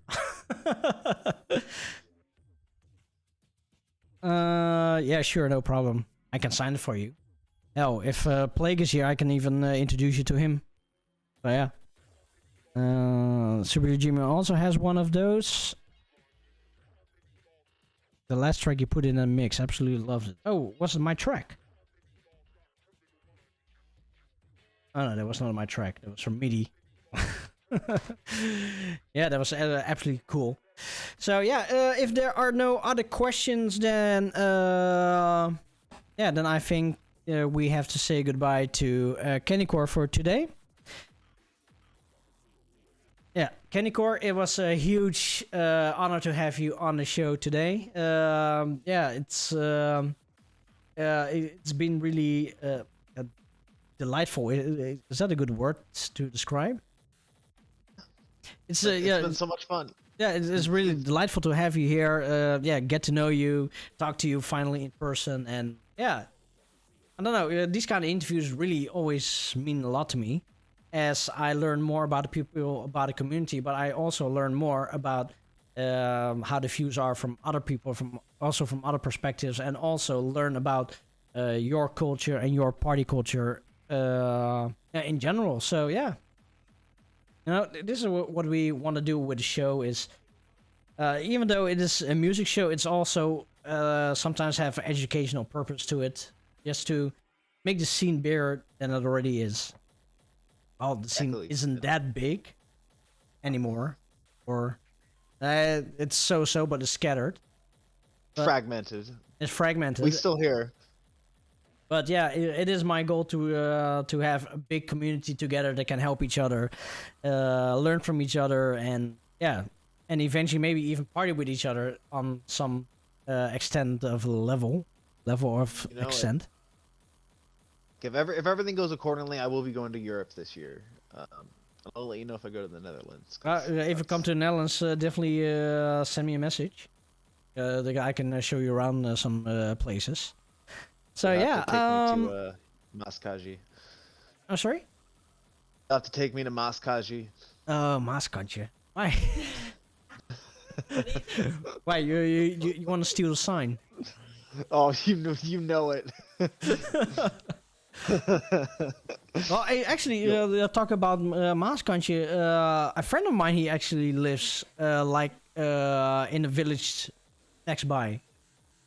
Oh, I wonder what that's like. It's crazy. Like just like a nowhere town in the middle of Netherlands. No, but I can definitely bring you there one time. I've never been there myself. But the snack bar doesn't exist anymore. I heard they sold it. So Antique is also trying for the blessing, but it didn't got accepted. So we only had one blessing today. So Super Jimmy, you were the lucky one so far. Rigged. Super blessing Jimmy. Super Jimmy blessed. Yeah, Super blessed Jimmy. Yeah. blessed. So Kandicore, yeah, once again, thank you very much for joining into today's show. I definitely hope that you had a good. I know that you had a good time here today. So yeah, thank you very much for your enthusiasm and for your energy, because yeah, it's really awesome to have you here today with us. Well, thank you and Kim and everyone else. Big shout outs to all you tuning in. Thank you. And also once more for me, thank you very much for gifting me this awesome album, because this is an album that I didn't know that I needed.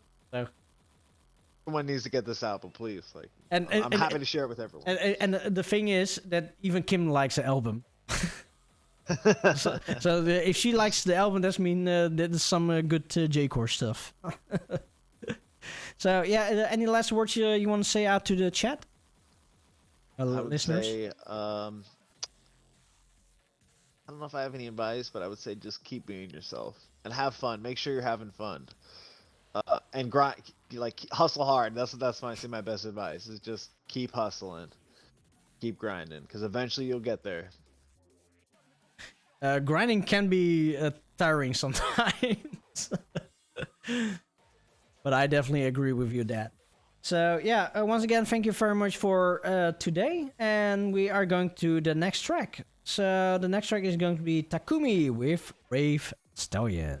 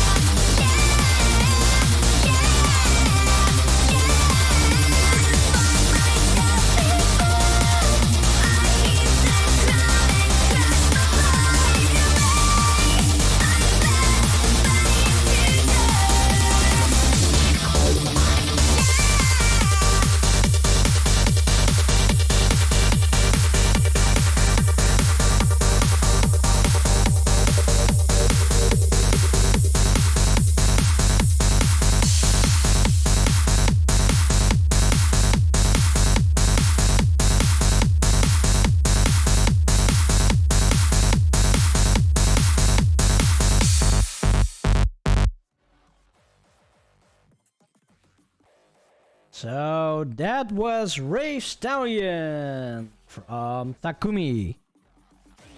Oh, this track really reminds me of the little bit the hyper techno styles. If you know what hyper techno is, hyper techno is actually the more a little bit harder variation of Eurobeat. Something that me and Superior Jimmy are also fan of those styles. Now, Def Minion, this one goes out to you. So yeah, we had an awesome show for. Wait, this. So yeah, it's a really awesome show today with an awesome release. Listen to Rave Inside 2 from Lydium Records. The release date of this album was 31st of October. And seriously, for me, this is one of the best artists I have heard this year so far. This year's not so long. From the last few months. So yeah, once again, Kandicore, thank you very much for gifting me this album. It's definitely one of my favorite albums out there, especially with the newer J-Core stuff. Really, really, really good. I am going to stop with the show for today. We still have one more track to go. Some other kind of stuff that needs to be mentioned. How much I love myself and you and Ayimi and the world. And J-Core Live. I love my wife. I love Ayimi. I love the community. I love J-Core Live. I love the world. I love you guys. I don't love myself, but that's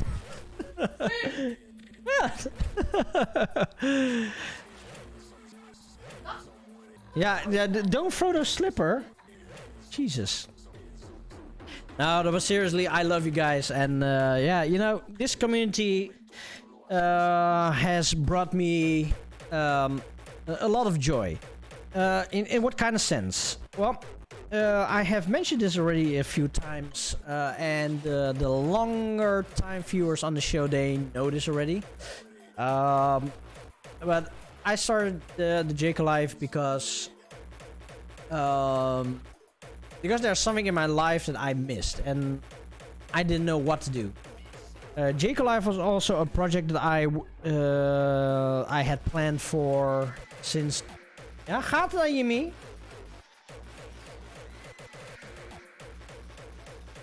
Serieus? Dik fuck? Nou.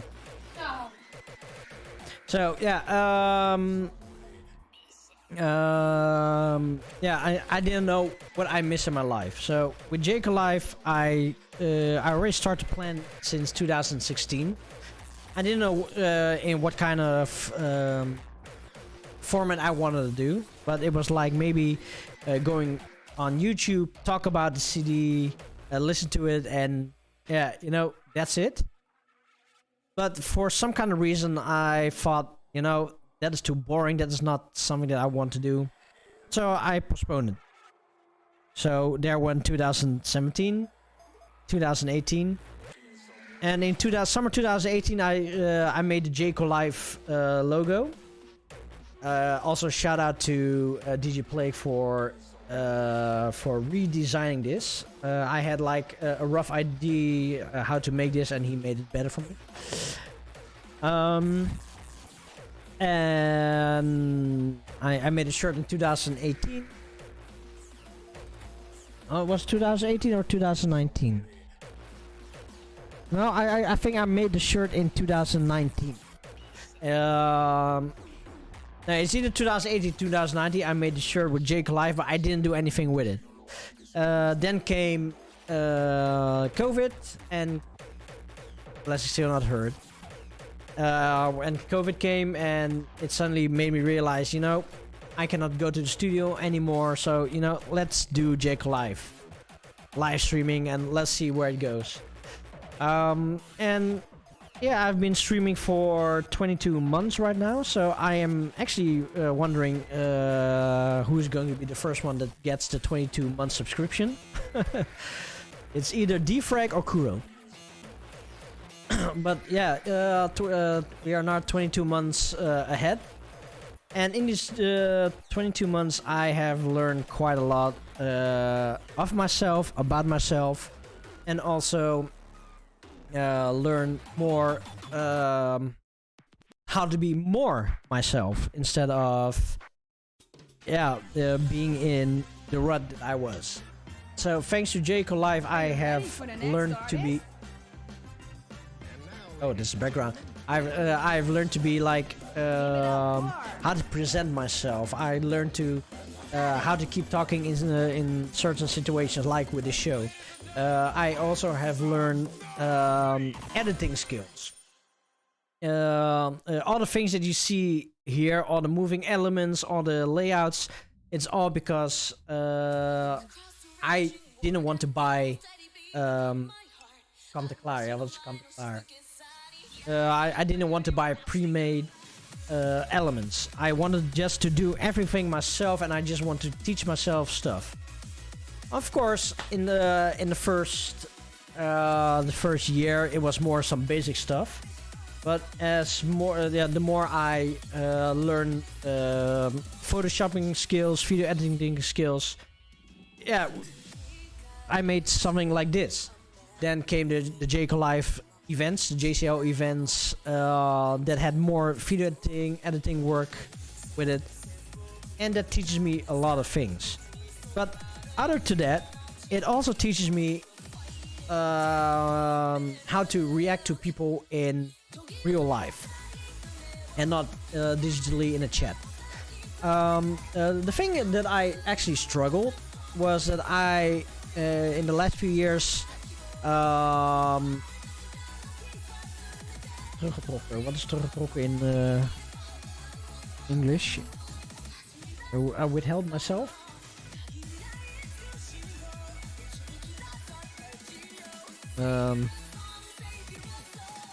Retreated? No, it's not retreated. Okay, let's say back in my my prime years, I could easily talk to people, go to people, and just have conversations with them. And then in the last few years, I didn't even dare to look them in the eye, or not even dare to. I only went to the people that I knew, but I didn't know how to start a conversation with strangers and secluded life. Is that it? And yeah, you know, that was the last few years, and suddenly it went from bad to worse. But thanks to Jayco Live, I was able to learn certain skills. It's not really a hermit life, but it's more like I got more private and more towards myself instead of being myself. So thanks to Jayco Live, I am actually able to learn stuff about myself and able to react stuff. And one of those good tests was when I went to Finland, and I suddenly realized that the skills what I learned as a host, this is something that I can also bring in real life. So instead of being all myself in Finland or just hang around with the people that I know, I was actually able to talk to strangers without feeling awkward myself. And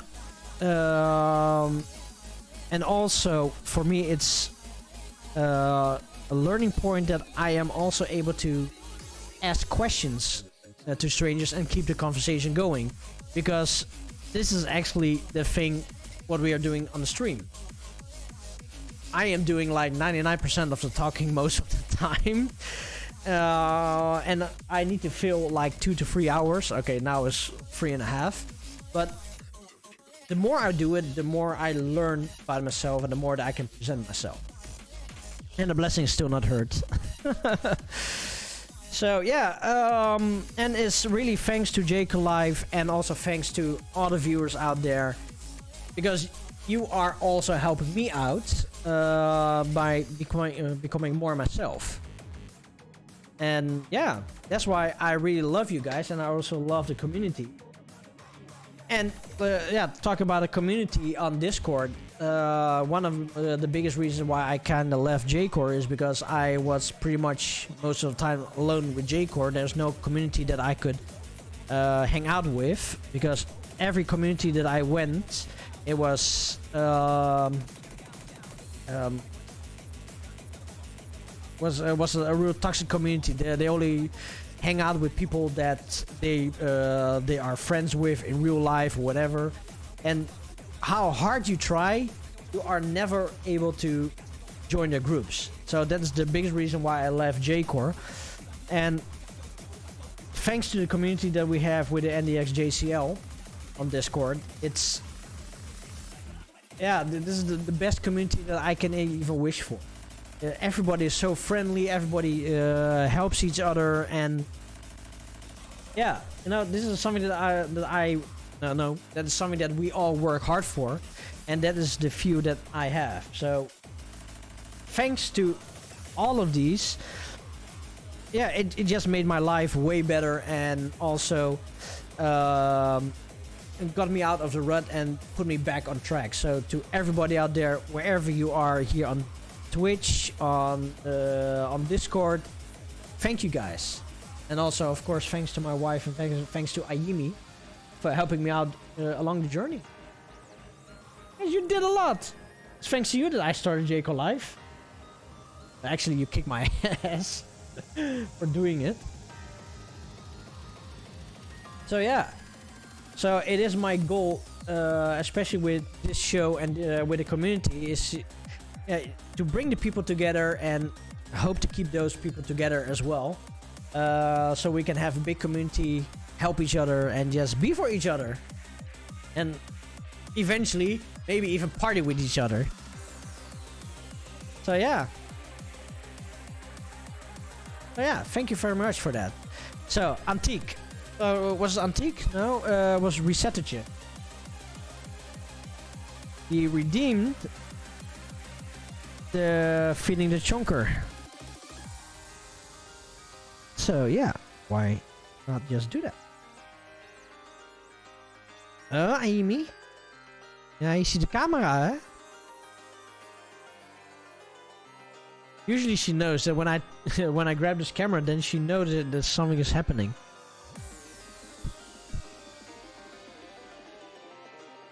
Oh, is it?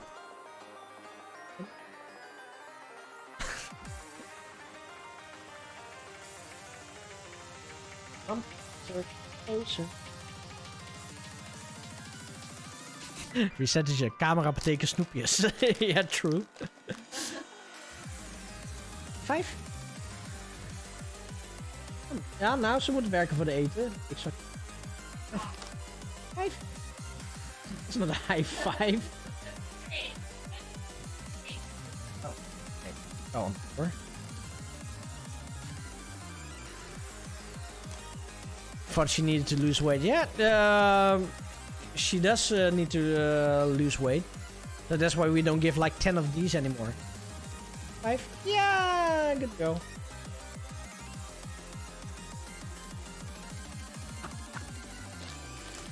The cat will explode at some point. The cat will explode at some point.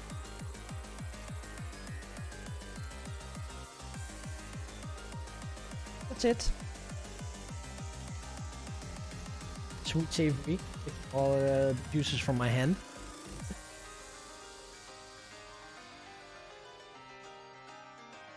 So yeah, yeah. So those are my good vibes. Oh yeah, this is her new feeding pad. No, her new feeding pad. Because normally when Ayimi eats, she eats like the whole bowl in 5 seconds, and with this she needs to. It takes some time to eat, and this is a bowl that we also put her food in there, so she actually needs to work for her food. No, the blessing's still not heard. Sorry, original number 4. Let's all agree that high five giving cat is a total win. Well, actually, that's thanks to Kim that she taught her that. Sometimes she also can do a low 5. Not always, but sometimes. That's a difficult one. And we also try to do a paw shake, but that is a little, a little more difficult. But she's a smart cat. You know what? I'm giving you 5 minutes of combined. That's why. Because then I can wash my hands. Yeah. Yeah, 5 minutes of combined, so I wash my hands.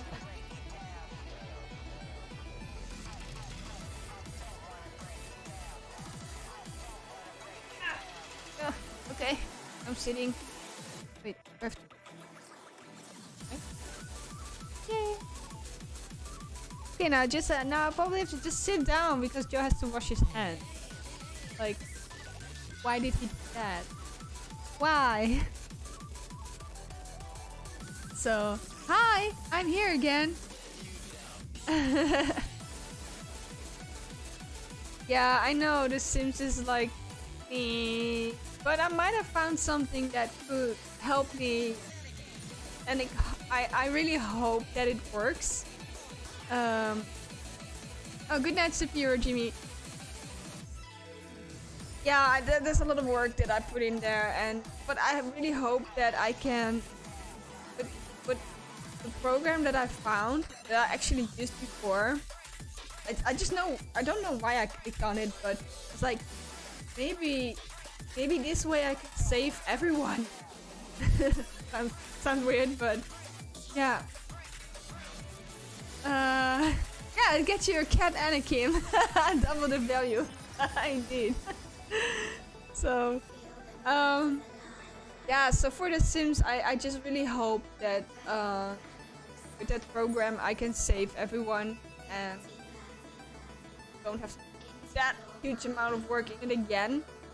But yeah, it's I haven't tried it out today yet. I was kind of studying, tired, so. Hey, your chairs, by the way, it's nice and warm. Nice and comfortable. Alright, serious question. What's the question? The Wu-Tang Clan? Yeah. Yes. Who's that?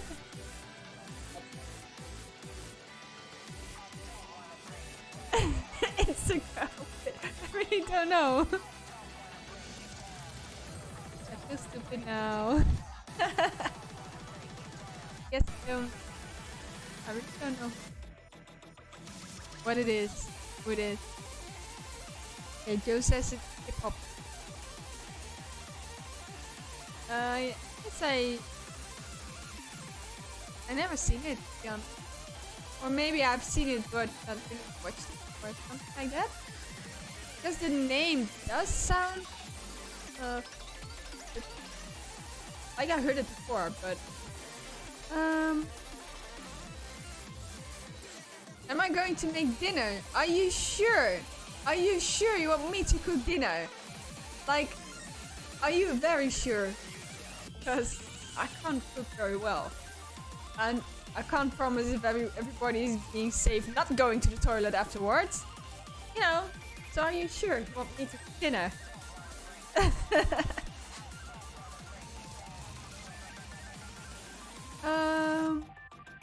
Let's, depending on your age, but I think, do you think you're older? I don't know, I'm turning 35 this year, so. Settertje. So, I don't know. How old is Resettertje? How old is Resettertje? That would be the next question then. Are you still older? There you go. 38.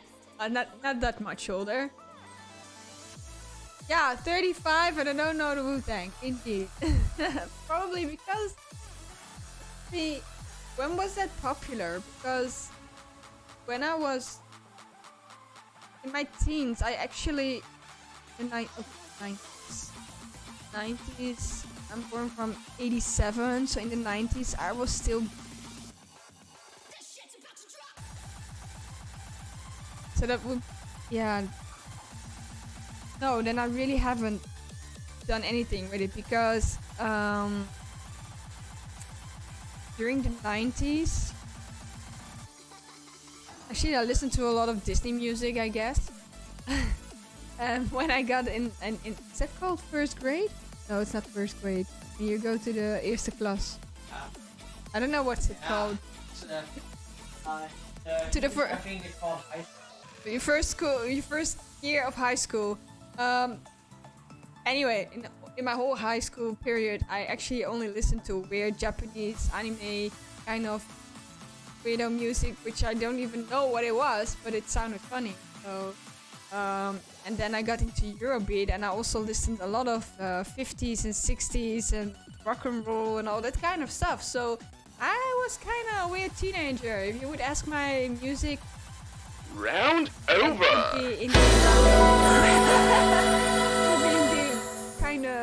I wasn't a popular person to share your music with, to be honest.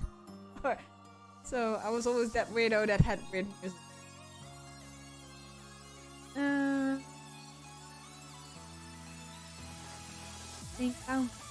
That name does sound ring a bell.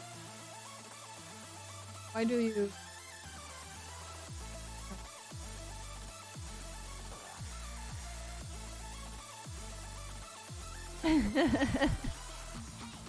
Yeah, Joe makes me listen to J-Core, huh? So yeah, you know. Anyway, I'm gonna give you back, Joe. So I need to tune the entire stream. Yeah, I might do that. Might not be a bad idea.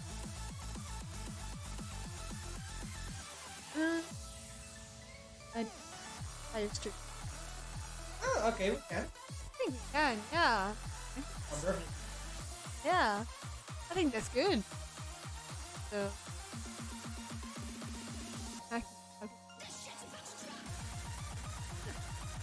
Magnet. Hey. Oh.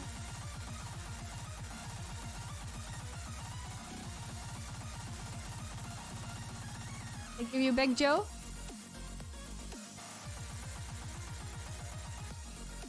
Has to wrap it up. So see you guys next time. Bye bye.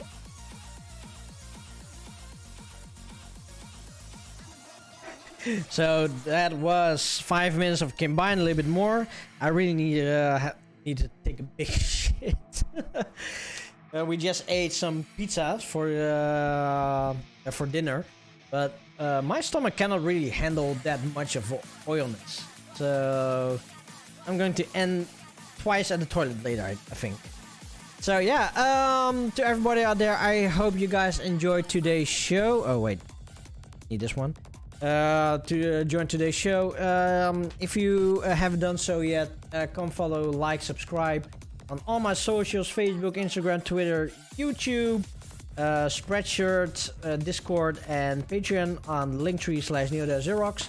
If you are not on the Discord channel yet, make sure you go over to the Discord where the party is still going on. To make it easier, if you scroll down from this page, then you can see some new panels what I made. Some are clickable. Yeah, click on them if you can, if you want to. And one of those clickables is the Discord channel. So come over to our place.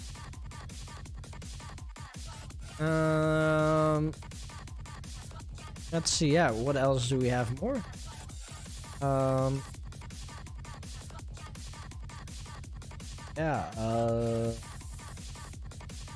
Yeah, I'm thinking about what. Oh, okay. Apparently, upcoming Friday. Let's see if this is hopefully the. Hopefully, if this works in one time. Oh yes. So upcoming Friday, Power Tool is playing there back to back with Carpe Noctem. is also one of the artists that is playing on my birthday bash, and then together with Turtle Dome, Yukinori, Citos, and DJ Degradation or something like that for Vibe Tribe. So if you are into VR or if you're not into VR, just come join their party at the Vibe Tribe. So yeah, there are no other kind of things that I can mention. For next week's show, I don't have anything planned yet. No, I don't have anything planned yet. So if you have suggestions, you can always send me a message on Discord. And otherwise, I just pick a random city and we'll see what happens. If you want to know it earlier, just come over to Discord because there is all the information coming up. So two more. No, there's. Yeah, tomorrow we also have another show. It's Gabber Disco Night Live. It's the last Tuesday of the month. I still haven't made any promotion for it yet, but I'm going to do it after the show. Yeah, I hope to see you there tomorrow. Starting the same time as today. Antique, sorry, it's still not there. Just go! 20-month subscription. Woo!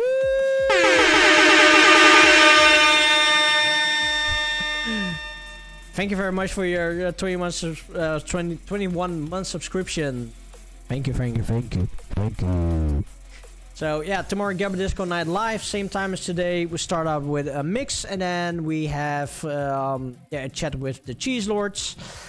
Yeah, what else do we have? We have.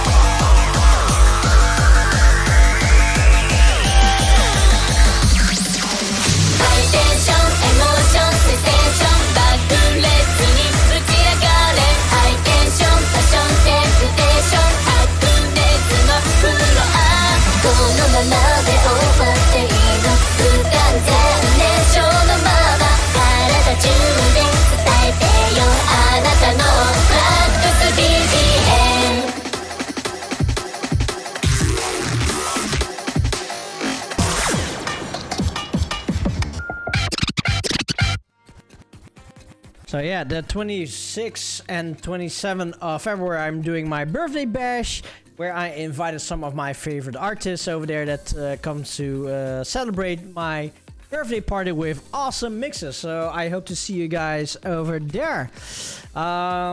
Still have 5 more weeks to go, I think. 5?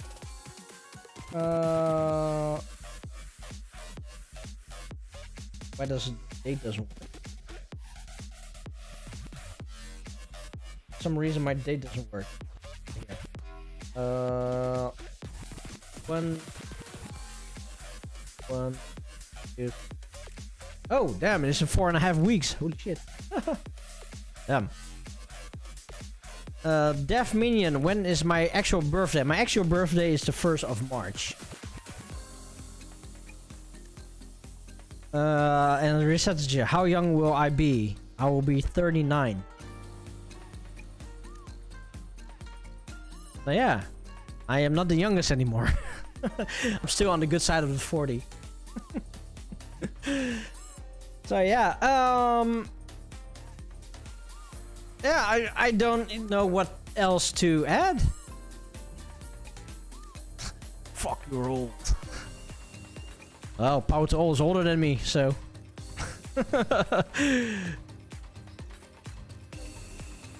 Yeah, no, sorry, I don't know what else to add. That except for, I hope you guys all enjoyed today's show here at Jayco Live. Thank you very much for joining in today's show. I hope you guys had lots of fun, and also big shout out to Kandicore for being here today, and also once again the shout out that he purchased this release. So we are going to raid my buddy Howling Neko. So yeah, wait, this is the blessing still not heard. So Superior Jimmy is the only lucky one for today. Oh shit. Oh, I'm messing up. I'm messing up big time. Oh damn.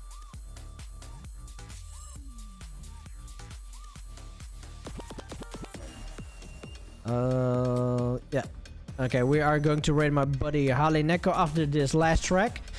So let's do a quick shout out to all the chatters in the chat. Resettage, Power to All, Antique, Def Minion 909, DJ Kandicore Frozen, Pyramid, Original number 4, Superior Jimmy, DJ Greenheart, and Best Karoon.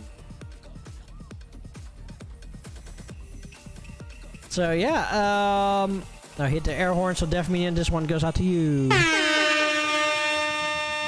Yeah, hopefully see you guys tomorrow at Gabber Disco Night Live. And if not, then hopefully see you next week, Monday, on J-Core Live, you one and only. J-Core. Talk so here on Twitch. So everybody stay safe, stay clean, and most of all, stay J-Core. This is Neodash Zerox, aka Joe, out. We are going to listen now to the last track of the Rave Inside 2 album. Is DJ Norican with Confused.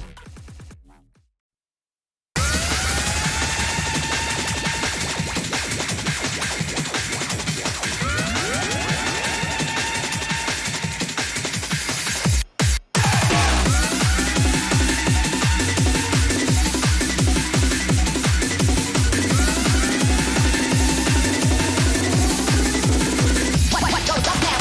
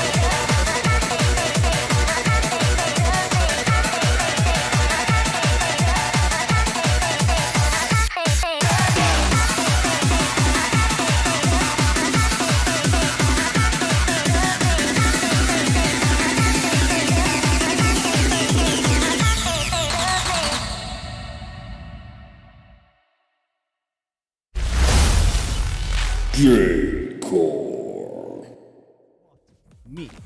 And I weigh like 180 lbs. I believe she can squat 2 of me. So like if I sit on her back like this, he's gonna like, you know, squat me up and down like, like, you know. I love her streams, by the way. She's super funny. I highly recommend people to follow her and check out her streams. You should try that take. Yeah, we should. We should. We freaking should. That would be so freaking lit. We actually did it. It will have been so freaking. But yeah, make sure to go check her out. Cheers. And Neodash Zerox are doing homie. Big shout out to Neodash Zerox as well, my friends. Who is that? He is the founder of J-Core Live, part of Deshima Sounds, and a lot of other stuff that I'm too lazy to mention because he runs a lot of stuff. But he's awesome. Make sure to go check him out. Great content creator. Vibe time.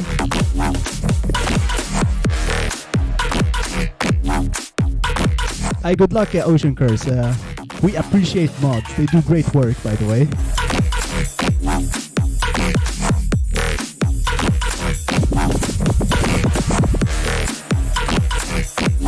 Also, Neodash is gonna be hosting a nice event. I'm ready for what? What am I ready for? What's going on, guys?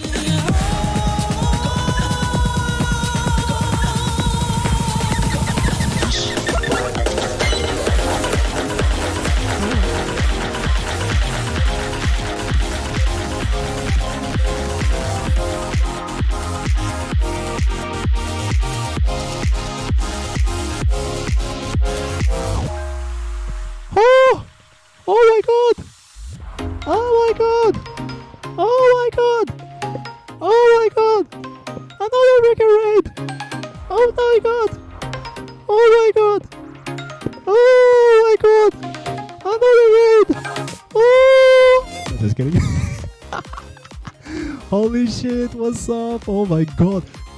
First Nodamochi and now Neodash Zero. Holy shit. Hold on a second, let me loop this so I can speak. Okay, there we go. Now you guys have to listen to the loop of this because I'm gonna speak. What's up, Neodash Zerox and people are coming from Neodash Zerox. How's it going, everybody? My name is Howling Echo. I'm an artist, I'm a DJ, and today we're doing a DJ stream, as you guys can see. Thank you so much to Neodash Zerox for coming in. Who is Neodash? That's my lovely friend. Me and him, we're lovely friends. And I love Neodash's streams. They're freaking awesome, and his content creations. Guys, make sure to go check out Neodash 0x once again. Awesome content creator. Like I tell you this, awesome content. He hosts weekly shows on Twitch. It's called J-Core Live. What does he do there?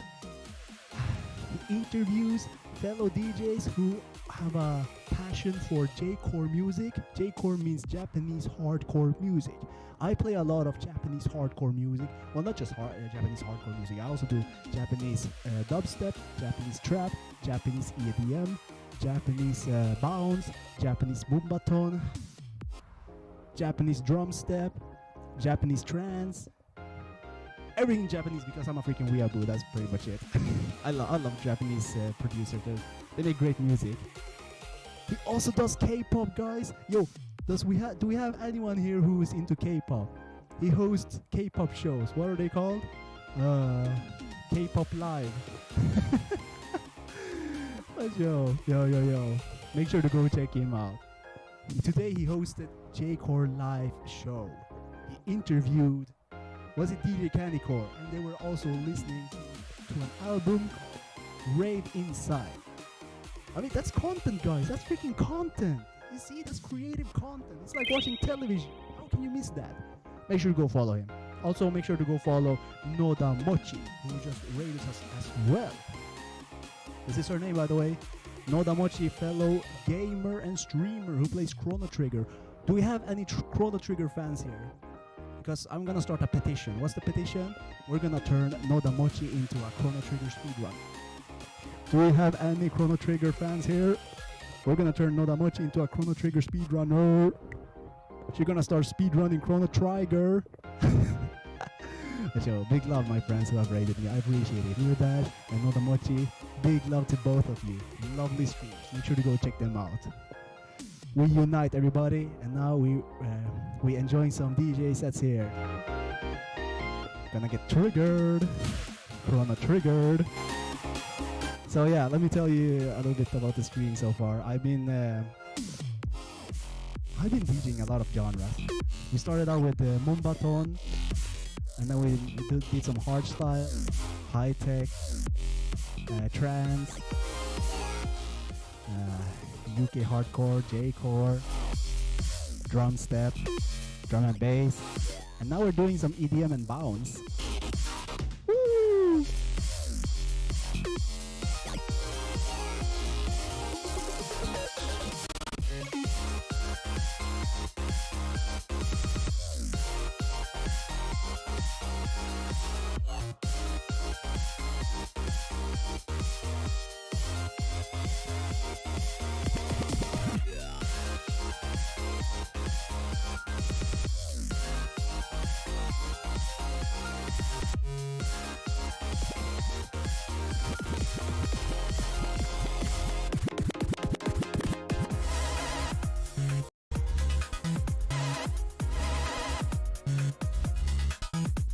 Alright, also let me tell you this. Neodash Zerox is gonna host an event on the 26th to 27th of February. The event is gonna be called High Tension Birthday Bash. It's basically his birthday, and he's hosting an event for that. You know what's so fucking sick with that event? It's 2 days, 24 hours on 2 days, 12 each, of 30 freaking artists who are going to perform. And you know what's so freaking great about the event? They're not normal artists who just, stand there, one camera, DJ, done. They create creative content. They make one camera here, one camera there, one camera there.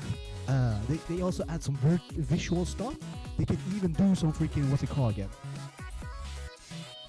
VR sets as well. Like, they have a beautiful model, a beautiful, set here, and then, they DJ. Like, let's take an example. I forgot the name of the one who did the VR set. He looked super lit. But I know Odin does VR sets, and that's so freaking lit. And Tech Theism also did an awesome set with visual DJ, VJ. And then some other. Oh yeah, DJ School Pizza. That was beautiful. So highly recommend you guys to go check out Neodash 0x and on the event. And I'm gonna be playing there. And just, I'm gonna get creative on that event. Trust me, I'm not gonna have one camera. I'm gonna go creative. Now, you probably wonder why I have a camera angle right here. It's because I'm experimenting, and I actually like this angle. Yeah, I'm not gonna just use one camera. I'm gonna use 2+ cameras, my webcam, and my freaking phone as well. You gotta get creative, guys. Creativity. And it's a lit event. Also, previously he hosted J-Core Live Outrun. Lit freaking DJ festival he held on Twitch. It was lit. That's holy snap. Too much, guys, but just do me a favor and check Neodash out, okay? Just do me a favor. Do me a favor. Give him a chance. He's an awesome content creator. I oversell sometimes, but nah, that's actually the truth. I mean, I'm just speaking the truth, guys. Like, it's hard to, catch creative content creators on Twitch. So yeah, vibe time.